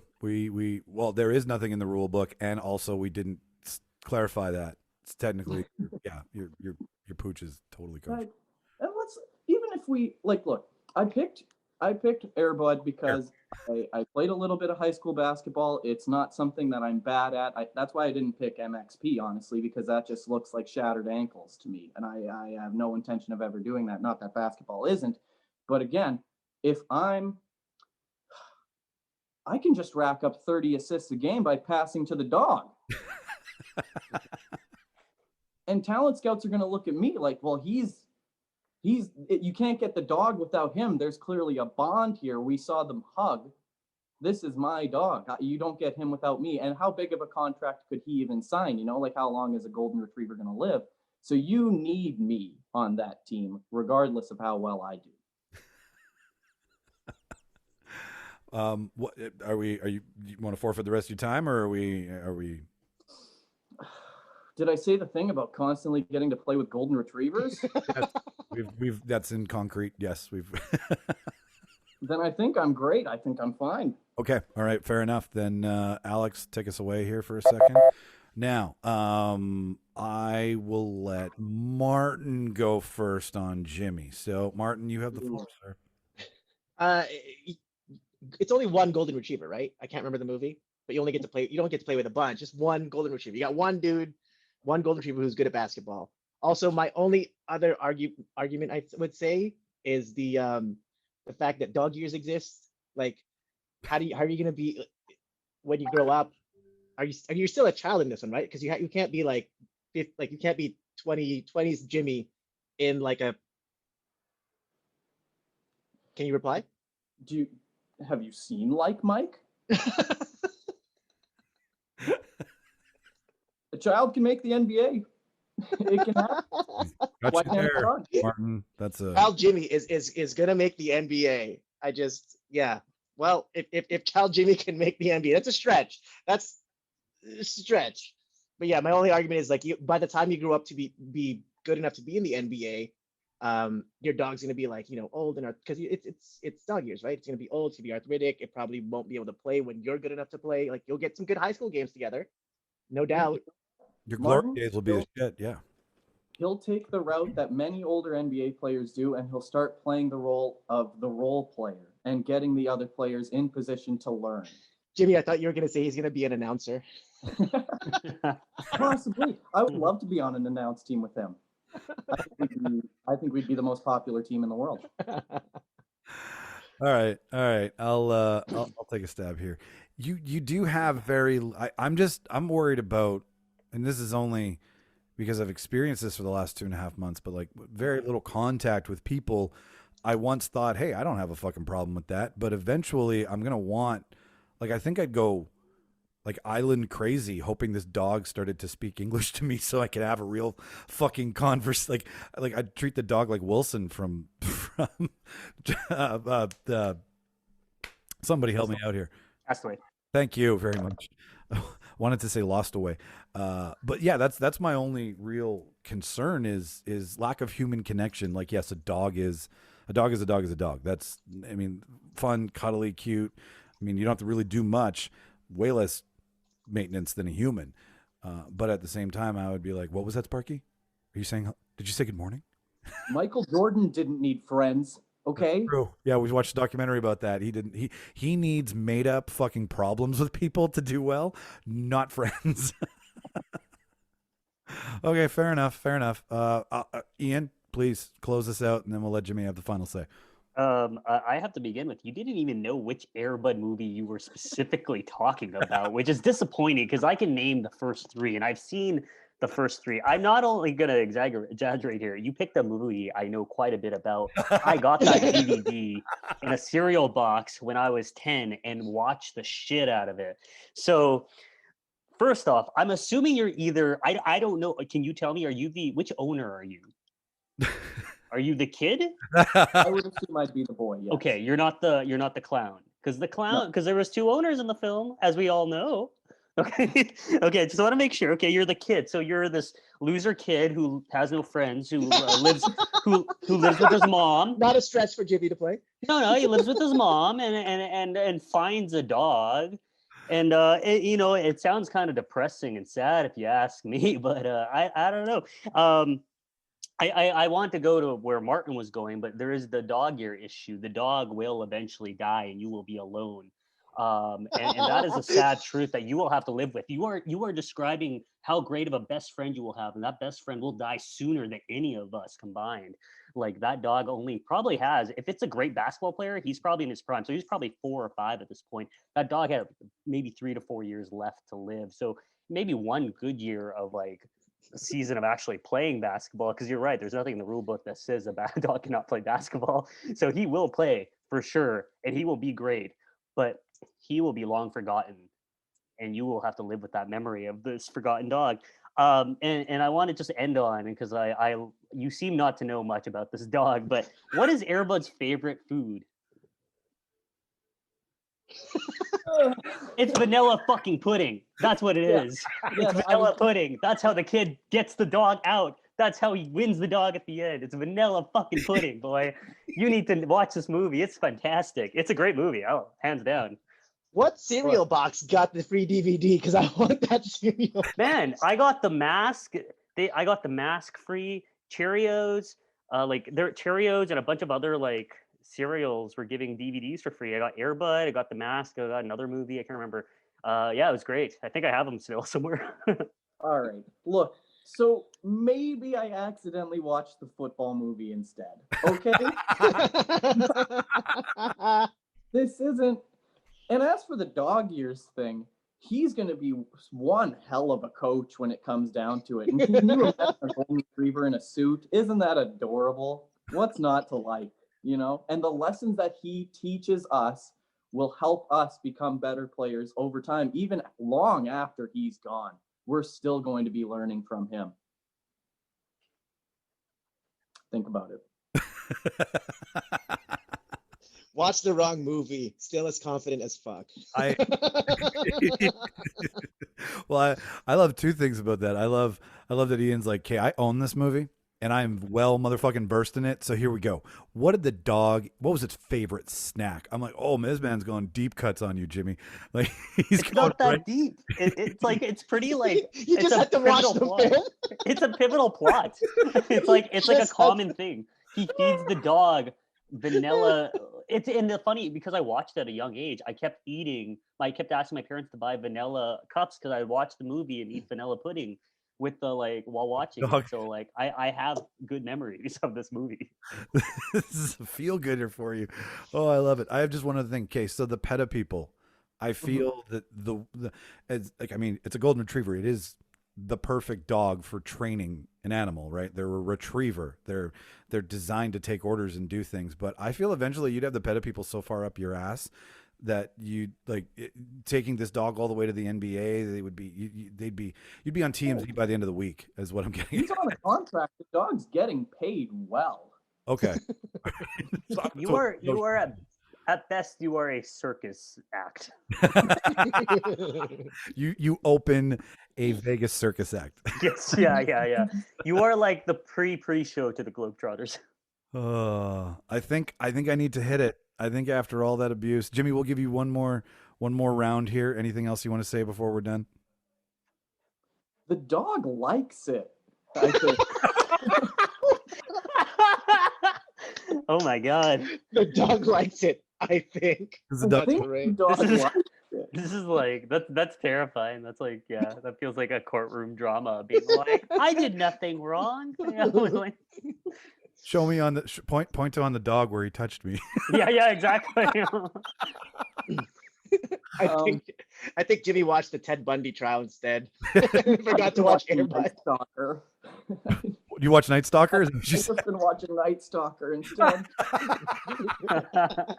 It was consensual. All right. Well, ladies and gentlemen, we have the first of the evening. We have a debate is wrong, and we're gonna let Billy Bob Thornton tell him what it feels like.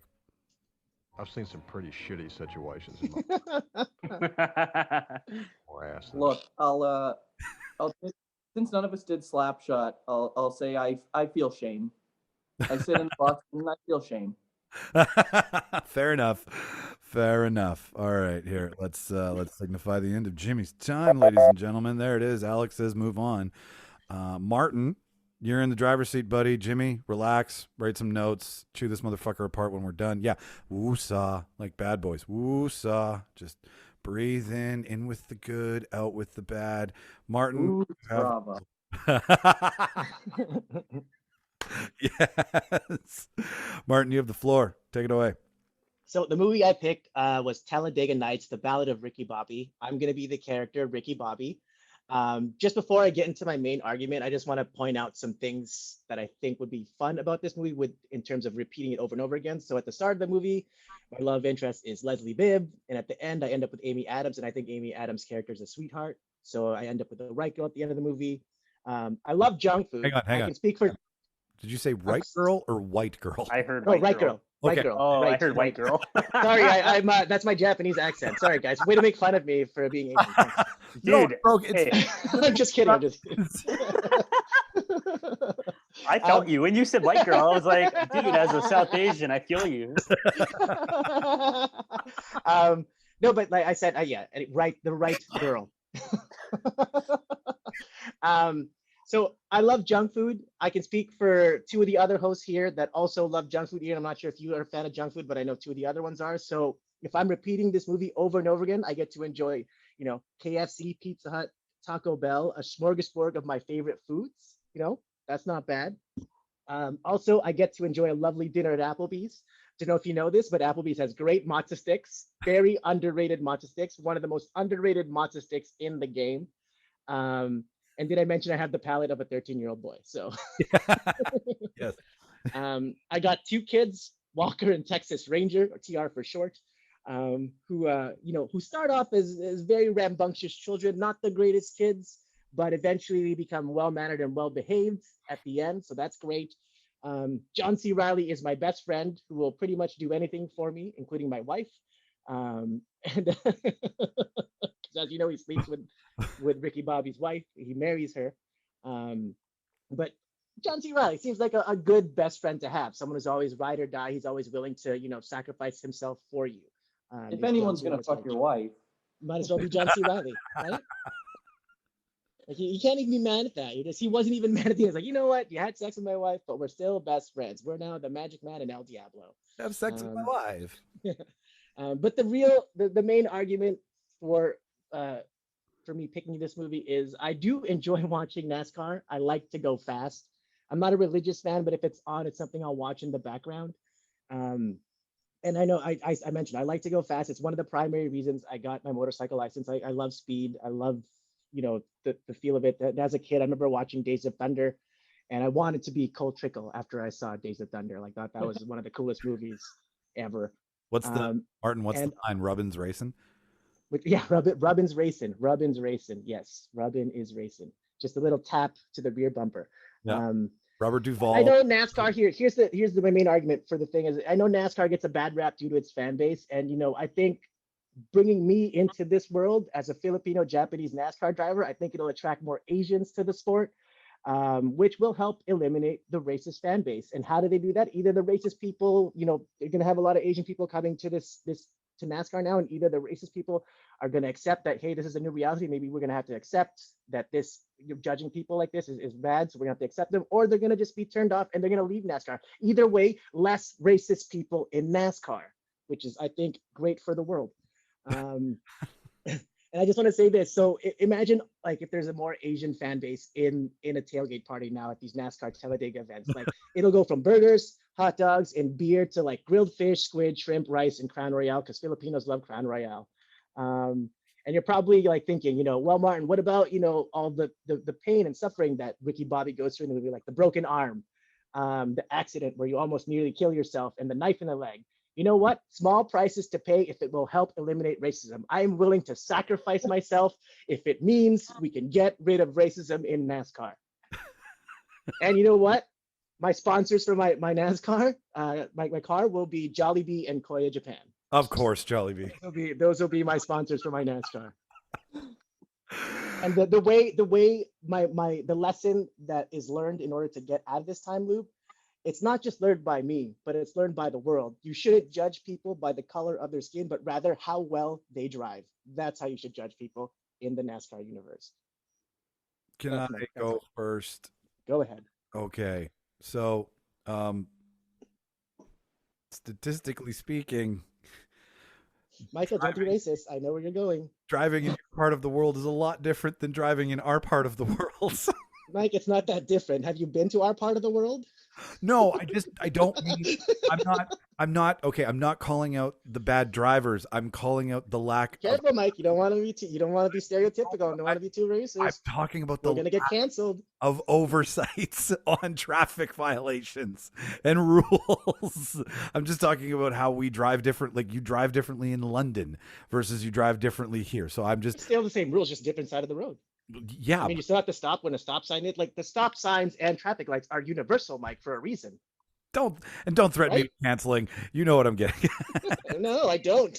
Please elaborate. I'm just kidding. My second point, my primary point isn't NASCAR just a loop around and around and around? Okay.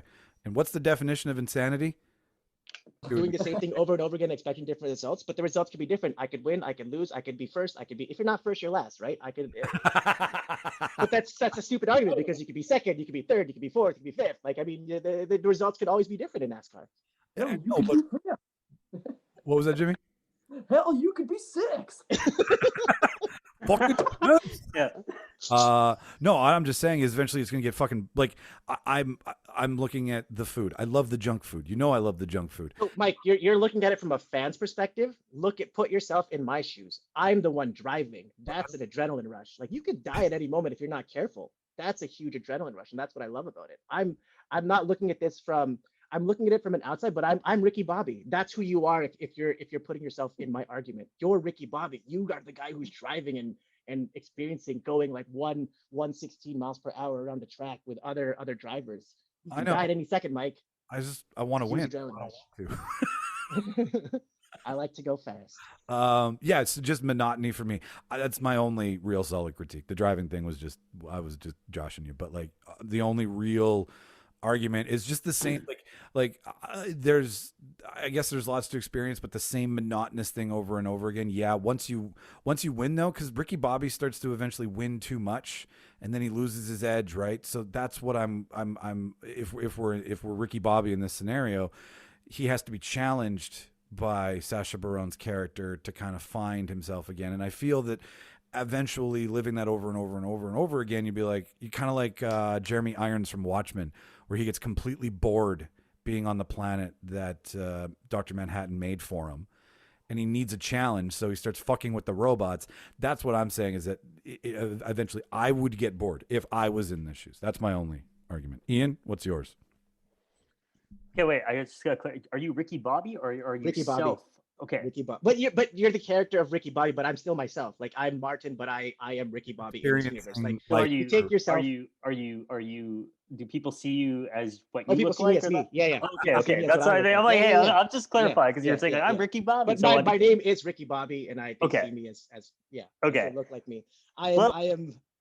Wouldn't you want to see this face with a southern accent that Will Ferrell portrays throughout the whole movie? Like, no. Come on. For the sake of the argument, no. Hang on, but great fucking point, Martin. Give us your best Ricky Bobby southern accent. Ooh, yeah. I'm Ricky Bobby, and this is the official Tampax of was it Max Pack? The official Tampax of NASCAR is Max Pack. So for your feminine hygiene products, pick Max Pack. I'm Ricky Bobby. This has been a Ricky Bobby announcement. I'm Ricky Bobby. What's the name of the candy that he likes to eat? If you don't like Big Red, go fuck yourself. Yeah, go fuck yourself. That's it. If you don't like Big Red, then go fuck yourself. Go on. Right away, hey man, unhealthy choices for one. All the junk food, all the fatty things that you are going to be digesting. You are destroying your body. You picked not only one of the most boring sports, you picked one of the most unhealthy sports. You are an athlete. You are sitting in a car seat doing nothing while eating junk food, and those are your reasons for choosing it. It's terrible. But not only that, I want to go what Michael said about being you are driving in circle. You are the equivalent of me putting a marble on my record player and watching it go. That's the sport you picked. It is by far the laziest, most unimpressive sport. If you are going to pick a movie sport, pick Ford and Ferrari. That at least something that actually happens in that. I was gonna say, can I interject with that? No, I was gonna pick Ford and Ferrari, but I think if with a name like Ricky Bobby, I don't think I have a European enough last name to pick a F1 car. Like I don't have like a Schumacher, Andretti, or a Lauda last name. Like if my name's Ricky Bobby, I'm fucking going. That's the gist of my thing. I'm going in a circle. That's Ricky Bobby's destiny. Sometimes you need those people. Just if you want to go in circles, man, play Mario Kart, because that's a better experience than becoming a Talladega Night member.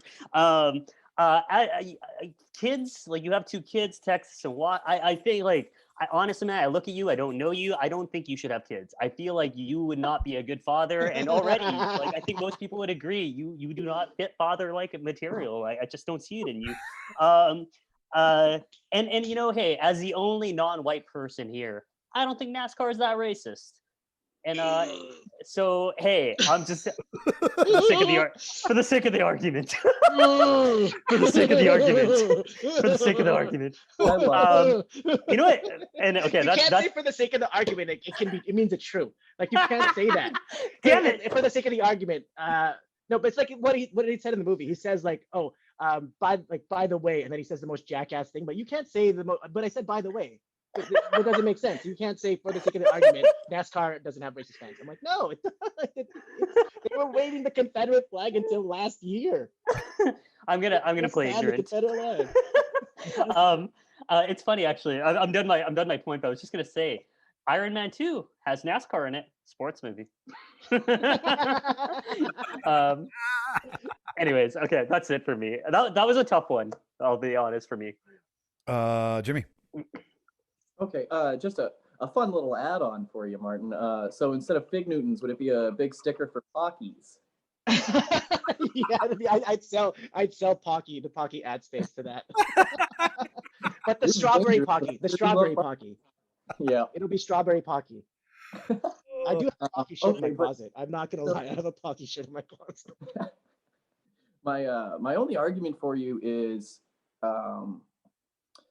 driving a NASCAR is not easy, man, and you're gonna spend a lot of time crashing and dying horribly, and basically your life will just turn into Happy Death Day, but without a happy resolution that you end up getting with. Like you're gonna have to spend at least 10,000 hours learning how to NASCAR drive, and that's a lot of crashing, burning, and suffering that I don't know anyone could want to do.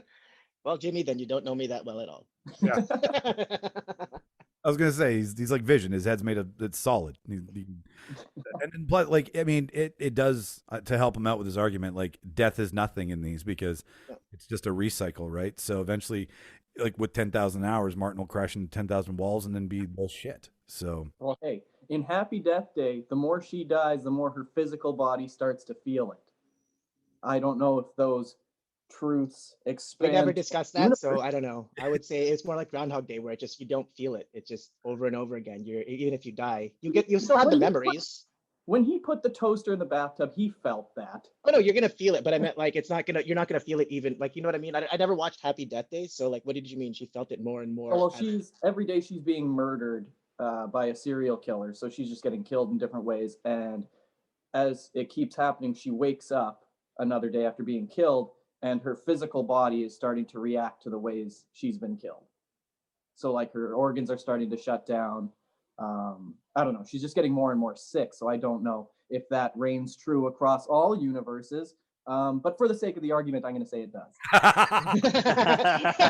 That doesn't make it true. Sake of the argument.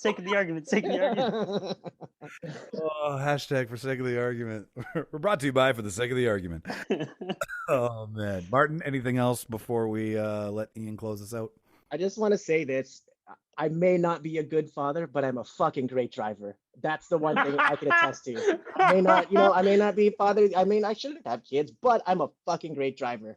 I can parallel park one shot. I mean, I'm great. I'm great at driving. You know what? And also too, if you hate racism, vote for me because I just want to eliminate racism in NASCAR. That's what I'm saying. You can't do that. That's not fair. Jimmy, just wait. I went for the jugular of you are not going to be a good father. But I'm a great driver. I'm a great driver, and that's what you should judge someone on: the ability to drive in NASCAR.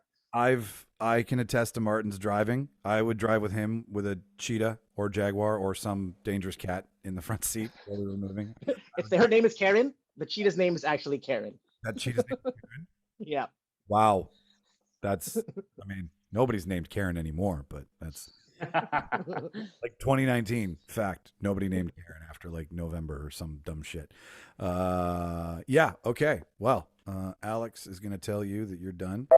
And Ian, you get to close us out. Do you feel we're going to give you a little bit of a minute here? Take a knee. And do you feel you need any questions answered? Do you feel ready for... I'm good to go, I think, for the most part. I'm good. Let's destroy me, I think, but we'll see how this goes. Yeah, it's gonna be a pile on for sure. So many choices I want to pick for this. There was like Waterboy, Happy Gilmore, Space Jam, Karate Kid. I want to pick Ed, the Matt LeBlanc classic from the 90s with him playing baseball with a monkey.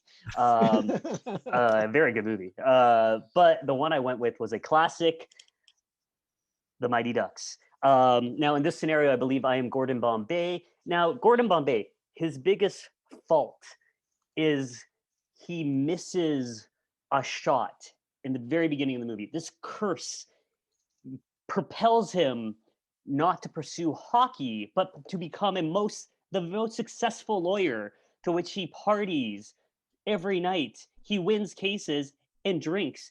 And then one day, accidentally, we'll say, gets pulled over by the cops and is punished to coach hockey. Now, at first, it seemed a little dire. It seems a little shitty. These kids aren't very good, but Gordon Bombay, he's a hero. He turns this team around. These kids are not that annoying. These kids are actually pretty cool. They're kind of awesome, to be honest. One fucking can hit like knuckle pucks. He teaches them. That's in part 2. No. One in part 2. Oh, sorry. Knuckle puck is part 2. Knuckle puck is part 2. Yeah. So, knuckle puck is part 2. Not whatever. Oh man, what's his name? Fulton. Fulton. Did you watch the movie? I did. Did you watch it? Did you see this movie? He's attacking me. I'm sorry. Hold him back, coach. But he teaches the kids many things. Triple deke, takes figure skater, turns them to hockey player. He teaches them the flying V.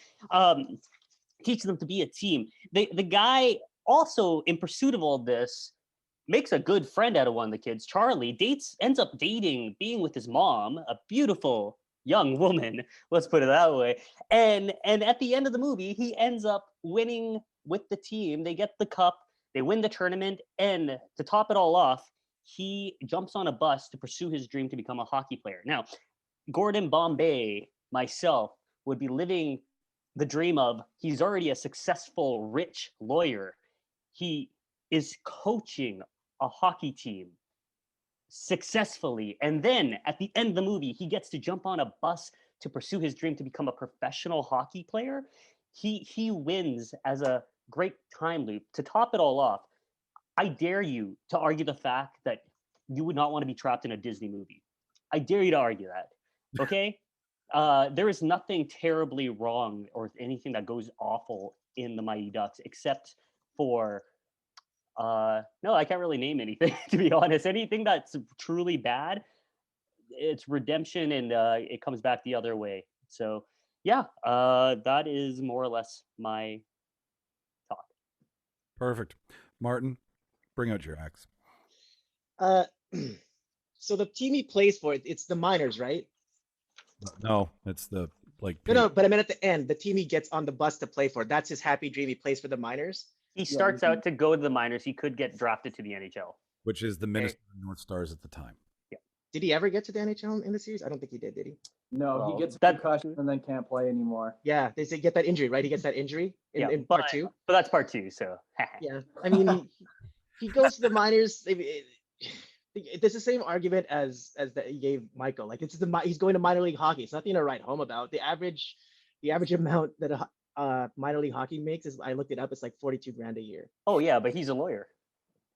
Not anymore. Not anymore. He gave that up. He gave that up. That's an impaired driving charge. Yeah, especially that's why the other thing, you get a DUI. That's on your record forever. That's every time you're crossing the border to go to play in Canada, you're gonna be like, what is it? You know how long those stops are gonna be now?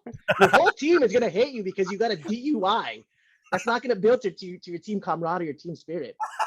Nice backdoor, Martin. Nice backdoor. Well, I like to make lemonade in someone's chocolate factory, apparently. Go ahead, pass it on to Jimmy. I think Jimmy wants to say something. Here we go.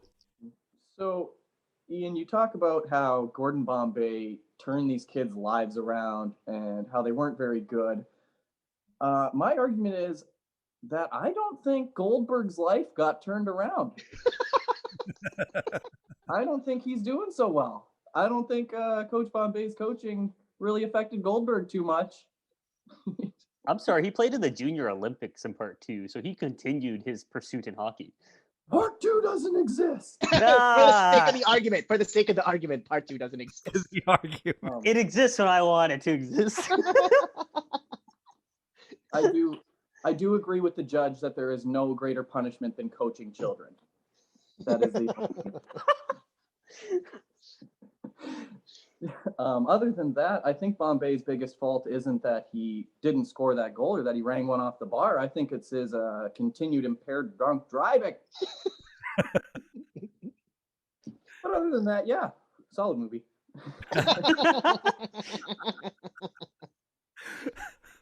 All right, yeah. I'll start and pretty much end with kids. Like, I'm not I know how you went after Martin. Martin would be a way better dad than I would be. But like, oh God, that's not saying much. Well, no, I mean, like I would forget something very critical in the taking care of stage, and I just don't want to be around like I don't want to be responsible for making children better, because then I have to be responsible for something other than myself and my cats. So that to me too, and then being smeared with like a DUI is a stain on your personality, man. Like you didn't take other people into consideration while you were partying that night. It doesn't matter what you do, you reckless asshole. Like I already have a hard enough time getting, some starlight on me as it is. I don't want to be walking around in the shadow of a DUI. I had a guy at my work get a DUI and he fought it for like 10 months. And I was like, you look worse for fighting it than just pleading fucking guilty and moving the fuck on. So kids and drinking never go well together in general, but in this case, that's my only real problem. I'm like Jimmy. I like the movie. I'm goalie, save goalie, save. Like I remember that very vividly. Charlie. Question, Mike. When would kids and drinking ever go well together? No, American Pie. They're like, but they're teenagers. They're teenagers. They're not kids. Like when kids are thinking about like kids who are like the age of these hockey players. What were they, like 11 years old? They were 12? Like I'd say 11 to 13. Yeah. No more annoying children than them. The fun things that happen. Ugh. The team, the spirit stuff. Like I still get chills when I see the flying V. I'm like, that's just, it's a really big part of the movie, and it shows you as an audience member that these guys have finally kind of like glued together and found themselves as a team, and that's super cool. And even though Part 2 doesn't exist, when the Mighty Ducks actually give them their logo for the movie, like the Anaheim Mighty Ducks hockey team, that was pretty badass too. And then Lili Srbisky is on the Icelandic team, and this, like, there's you picked the wrong one. I feel like if you'd picked the second one, we might have, because then they're like off to the races and like in America. They're older and more fun instead of impressionable, and you have to be responsible for. So that's my only, like, I was a camp counselor as a kid, and I didn't like the young kids because you had to babysit them and take care of them. All those kids turned into Goldberg. Single one. Multiple Goldbergs, exactly. But the older kids were way more fun. So if you'd picked 2 when they were off to the Olympics, I would have been more inclined to vote for you. I'm still inclined. In fact, it's a 3-way split for me personally. But Martin, go ahead. Also, too, I just want to say, I don't like, just to go on Jimmy's point of like the drinking was his biggest fault. I don't think he even goes to AA. Like he doesn't even think it's a problem that he has to solve. It's just swept under the rug. I'm just gonna do this community service. That's it. I could still have a beer and drive every now and then. That's gonna be fine. He never addresses that issue. All right, Ian, we will all shut up. You have been such a good sport. It's now your turn. You get the final say, my friend. What do you want? So I will begin with I'm not perfect, and I clearly know none of you guys can be perfect because perfect doesn't exist, and we've all made mistakes in our lives. Personally, I've had some Here's the life. few bad mistakes, few errors I wish I could take back, few run-ins with people I wish I didn't have, and sometimes some nights you have maybe a drink one more than you should, and you start your car, and I think Gordon Bombay, myself, being stuck in a time loop to which I repeat the same mistake over and over of having maybe one beer too many and deciding to drive. Luckily, does not hurt anyone. He in fact gets pulled over by a cop and faces it like a man. He lets his firm know. He doesn't get fired. The firm actually, they don't fire him. The judge says, "Hey, it's a first time offense. You know what? We're not going to throw you in jail. We're not going to, you don't have a problem this first time. We're going to let you coach a hockey team." And not only does his firm back him still believes in Gordon, they fund his fucking hockey team. Now you make the argument that I should have picked part two, a film to which the Mighty Ducks go to the Olympics. They're a little bit older. They're able to have sex and drink and party. They're in a Noria. I'm Gordon Bombay in this. I'm not the fucking kids. I don't want to deal with fucking teenagers. I don't want to travel with fucking teenagers. I want to start them off on the journey to which will be better for me. I want to fill that loop to which I redeem myself. Part one is Gordon's story, and he redeems childhood trauma and figures it out over and over again. If I'm going to live a loop to make me better, it's going to be part one, Mighty Ducks, drop the mic, let's go. Put that hand down, fucker. One question. I walked away. No kidding. We all know that the American justice system is a bit biased, right? We can all agree on that. I don't know that. Do you look like Gordon Bombay? Do you look like Emilio Estevez in the movie, or are you yourself in the movie? Because do you think you would have got a harsher sentence if you weren't white? You're making an assumption here.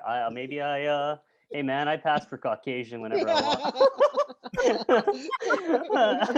want. In this scenario, South Asian pride, man. Stick to your South Asian pride. Never be ashamed of who you are. Never be ashamed. Fuck that. You know what, Gordon? I would love to be Emilio Estevez, and I am Emilio Estevez in this with my consciousness still there. But no, I'm the Emilio successful Estevez. of the brothers, the actual one who has his life together out of all the brothers. Exactly. Yeah. Charlie Sheen was almost in this. It was Tom Cruise, Charlie Sheen. They had a bunch of people. Bill Murray at one point was talked about. But yeah, no, it's I'm Emilio Estevez in this. A good-looking man. Stakeout, another stakeout. Fucking Mission Impossible. Yeah. Another white woman. And they got some diversity on the team too. I just want to say this movie was ahead of its time. Sure. It's a great movie. There's no arguing. It's a great movie. There's no argument that it's not a good movie. I love the Mighty Ducks like that. But hey, that's the thing. If you want to fight a logic, a great movie, and to be stuck in a great movie to learn a lesson over and over again, it's going to be Mighty Ducks every time. All right. Alex says time to stop. There we go. All right, ladies and gentlemen, you have heard the four of us talk some seriously stupid shit today. This is a hard one. This is a real hard one. Yeah. Let's take a minute. Let's absorb everything that we've. I know I'm not voting Michael. That's for sure. It's just between Ian and Jimmy. Sure. Both had fun points, which I liked, and good points. Yeah, I really know I said three ways, but I know exactly who I'm voting for today, and it's surprisingly based on something I never thought I would allow myself to vote for. So we'll leave it right there. Like I said earlier, before actually no, we'll do that a little in a second here. Let's vote this out so we can carry on and let people get on with their day. So like I said, in the chat group, get it up, put your answer in there, and I will get everything ready on my end. Well, Jimmy went into hiding, so we can't see what he's typing. That's really smart. Ian, you ready? Yep. Martin, you ready? Yep. I'm ready. Jimmy, you ready? Oh yeah. All right, my friend. Here we go. Let's bring the drums in. Go. Mine. Oh. What chat did you put it in? Who put it in what chat? The WhatsApp chat. Do we have it all here? Oh, It I might be did it Jim. on this chat. Yeah, we did on this chat. Someone else put on the WhatsApp chat. Oh. What's that? Oh, Jimmy, it's a tie between me and Jimmy. Oh my God. That's funny. I knew I What do we should've- do? What do we do if there's a tie? We call somebody, and I changed my vote to Michael.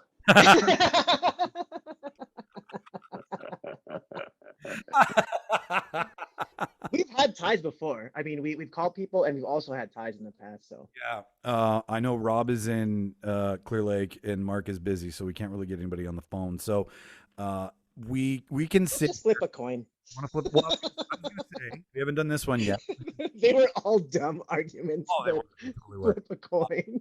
I think me and Ian should converse this out here, and you guys get one final kick at the can, anything you left off the table, and then me and Ian will talk in front of your faces and figure out who won here. Do you guys agree to that? Is that cool? Yeah, I like that. All right. So, because first went last went first. Martin, you can go first with this one, and then Jimmy can close it off. Or do you want to flip a coin for that position? Because No. Jimmy, no, yeah, okay. No. Martin, Take it, Martin. I actually watched my movie, so that's argument number one. I mean, you know what? I'm just gonna reiterate my main mission and the lesson that we're gonna learn from my time loop is we're gonna eliminate racism. I mean, is that not what Mike apparently doesn't want to eliminate that because he didn't vote for me. So,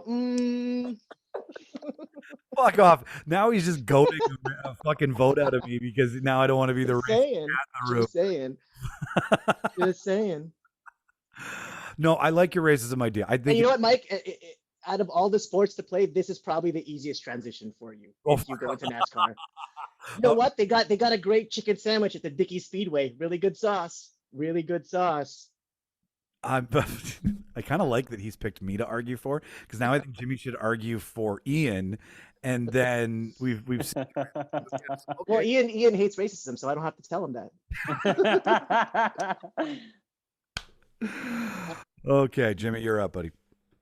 Now, I'll start by saying you guys should vote for me for the same reason Martin did, and it's hilarious that he started with that as his argument because Martin voted for me for not knowing the movie that I was arguing for, but then he chastised me for knowing the movie. So it's like, what side is Martin even on? I don't even think Martin knows what he's arguing about. Signs of dementia, possibly.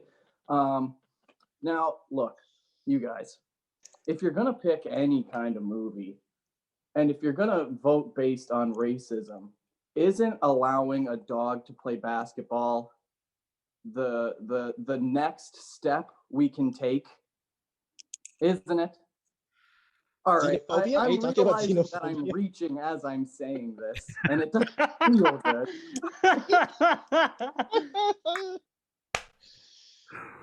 Look,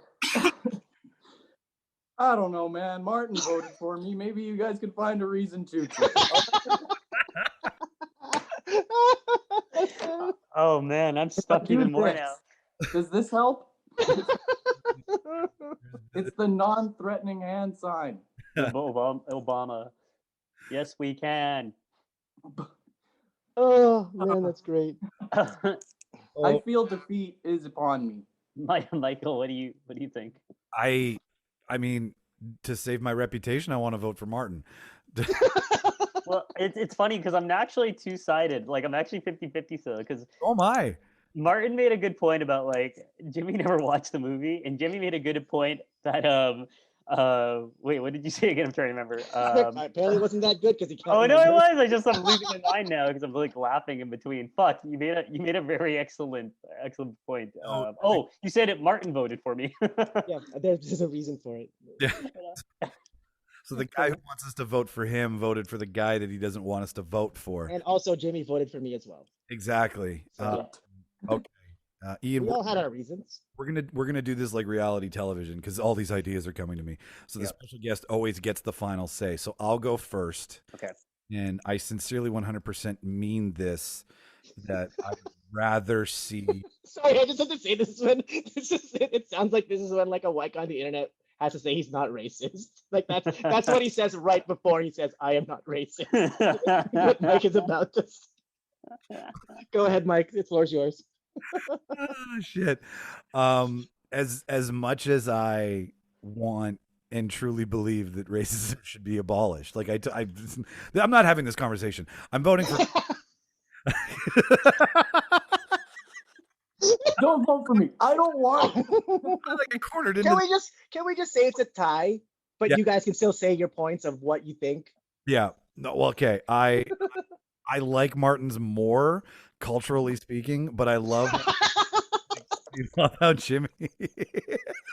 It's funny because I'm voting. I'm giving it to Martin specifically because I think he could actually drive a car than Jimmy could play basketball with a dog. I think logically, if they were stuck in a loop, I was like, I believe Martin could drive a car. Okay. At the very least. All right. Official. I thank you, Ian, for telling me I'm a good driver. I'm assuming. For the sake of the argument. For the sake of the argument. Okay, for the sake of the argument, if we are comparing Jimmy in a dog and Martin in a car, Martin fucking wins. Martin, you win today's debate.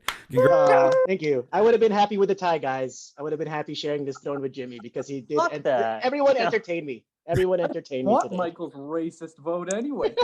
Yeah. Let's call him out now. We got him on the record now, guys. Oh, Mike, are you gonna do any editing? No, I'm not the one. I'm not the South Asian who said I don't find NASCAR that racist.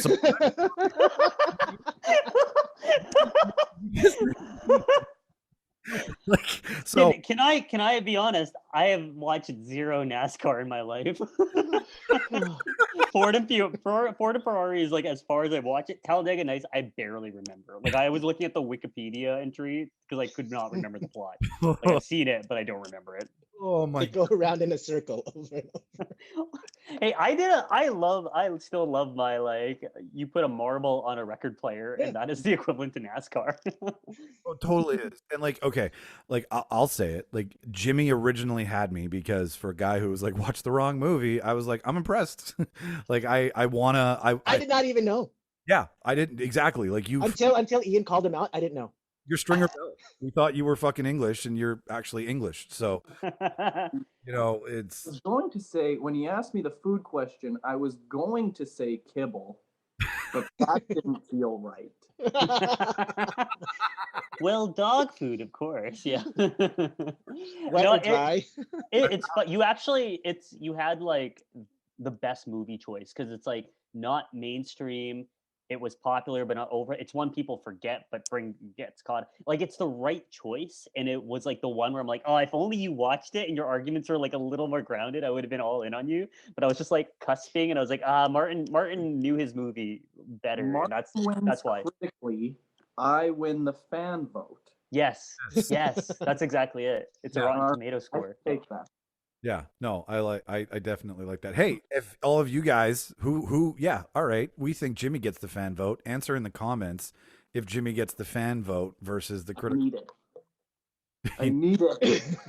That's good for Martin. I wrote down at the end of the last debate, I wrote Martin wins in big bold fucking writing so that I don't have to listen to the episodes to claim a fucking winner this year.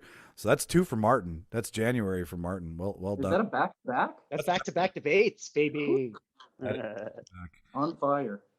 I fucking love Talladega Nights. When he told me he picked it, I was like, hilarious. It's hey, Vicky Bubby, you in my face? The Sacha Baron Cohen is such a fun. The movie takes a whole different comedic twist when he gets on the screen, and for a fucking dude comedy, he brings a little bit of that elevated comedy to it, and it's fucking my 2 sons, Walker, Texas Ranger, and how many fucking times have we all quoted Ricky Bobby? Yeah, I like to go fast. Shake and bake. How many dudes just shaked and baked when that movie came out after? Everybody did. I have to rewatch it. It's funny. I think I have this. I have a lot of I don't know how to word this. I don't want to say dislike, but like I'm not attracted to, and I've seen it. Don't get me wrong, but like I'm not attracted to like movies or shows that are like kind of based on like I want to say white trash, redneck. I don't know what the appropriate term, but like Trailer Park Boys or Ricky Bobby's, like, or sorry, Talladega Nights is one of like I don't find it funny. Like what's the one that's very popular? It's on Crave. Litter Kenny. Leaders get litter. Like I see that it's funny. It's not for me. It's something about that world I don't like for some reason. I don't know why, but like, yeah. So that's why that movie never clicked with me. Because I naturally have this disdain for that world. Not even the comedy. The comedy, it's funny. It's just like not my movie. You know. That's you didn't like Hillbilly Elegy because it was bad. No. No, exactly. Yeah. That's good. Well done, Jimmy. Outside of the ring, that was a steel chair over the shoulders on that. Yeah, no kidding. Yeah, I got shanked in the shower. Oh shit! Well, we are approaching that time, ladies and germs, where we have to conclude another week of fun and stupid conversation here. Which we have a new friend who sends us off each and every week. This week, do we all know who this is from? I know who this is from because I obviously picked it, but I'll play it here, and he can take us into the closeout here. That's it, man. Game over, man. It's game over. So who's Good old Hudson? Good old Hudson. Yeah, we're all in agreement. Hudson from Alien. Perfect. Okay. So I wanted to do a quick minute. I don't even. Yeah, you know what? We don't have time. We can save it for another day. But yeah, that's another week. It's another show. I got a bunch of debates on paper for Martin and everybody here to review. Ian, you want to come back? I assume you do. Fuck yeah. It's good having you, man. I don't think anyone argued as cutthroat as you did. That was good. That Cool, was man. what I enjoyed the most. You were cutthroat when I loved it. I loved Oh, it. You had great. to be. Yeah. it was funny. I love this is my jam. This is 100% the shit I do. So I love it. All right, then we'll put you in rotation, and I'm thinking we should always have 5. And then if someone can't make it, right, like we either have 4 or we have 5. That might be something to look into. I don't know. Let us know, guys. Everybody who's listening, let us know if you want to hear more people on the show and less other shit we talk about. We've dwindled it down just to shoot the shit about what we watch and do the debate now. That's pretty much what we're going to offer you every time we do this going forward. But if you would like to hear something, you just have to email thereeldebaters@gmail.com.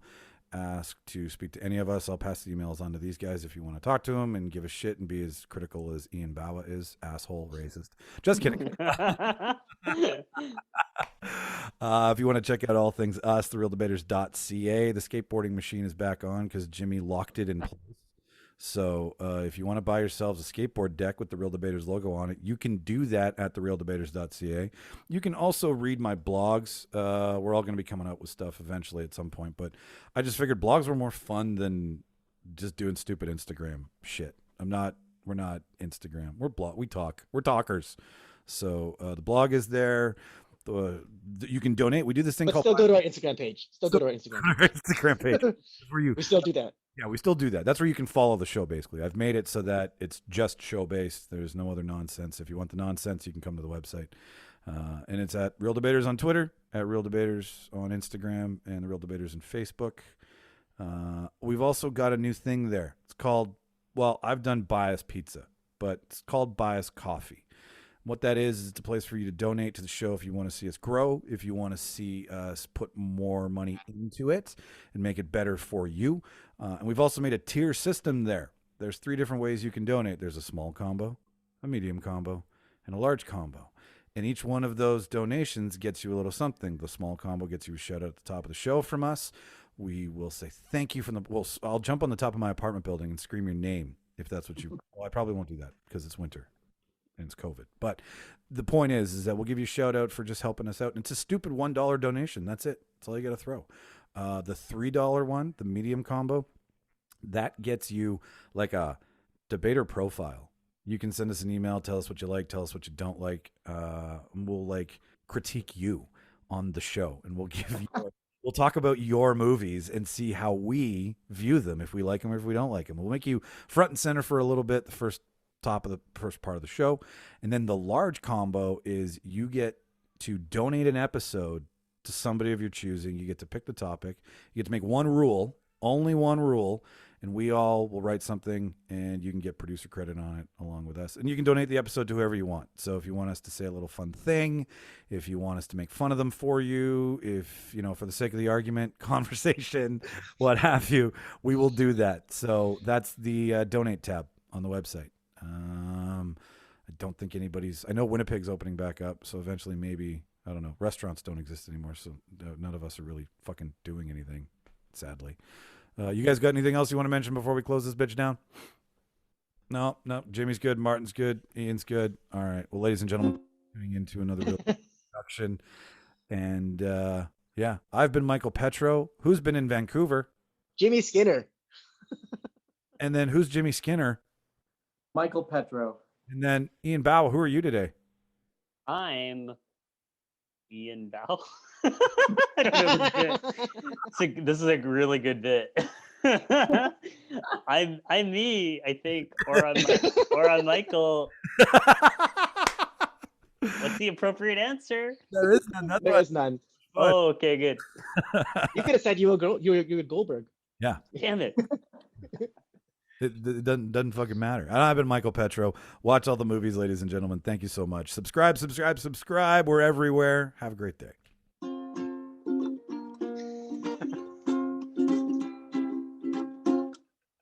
I feel like for the sake of the argument now is going to be one of those, like, since Ian's going to be coming back, it's going to be one of those recurring things like I just think it's not one of those movies that I was telling Mike, I can't watch that over. Like, it's one of those things that I can only watch once, and I have to mentally prepare myself if I'm going to watch it again, because I know what I'm going to expect. Like, if I had to pick Cameron Crowe movies to watch in the background over and over again, it's Almost Famous. That's it. Yeah, it's course, hands down Almost Famous. Never have I heard like, oh, I just watched Vanilla Sky randomly out of the blue. That's funny. No, I love it. I think it's great.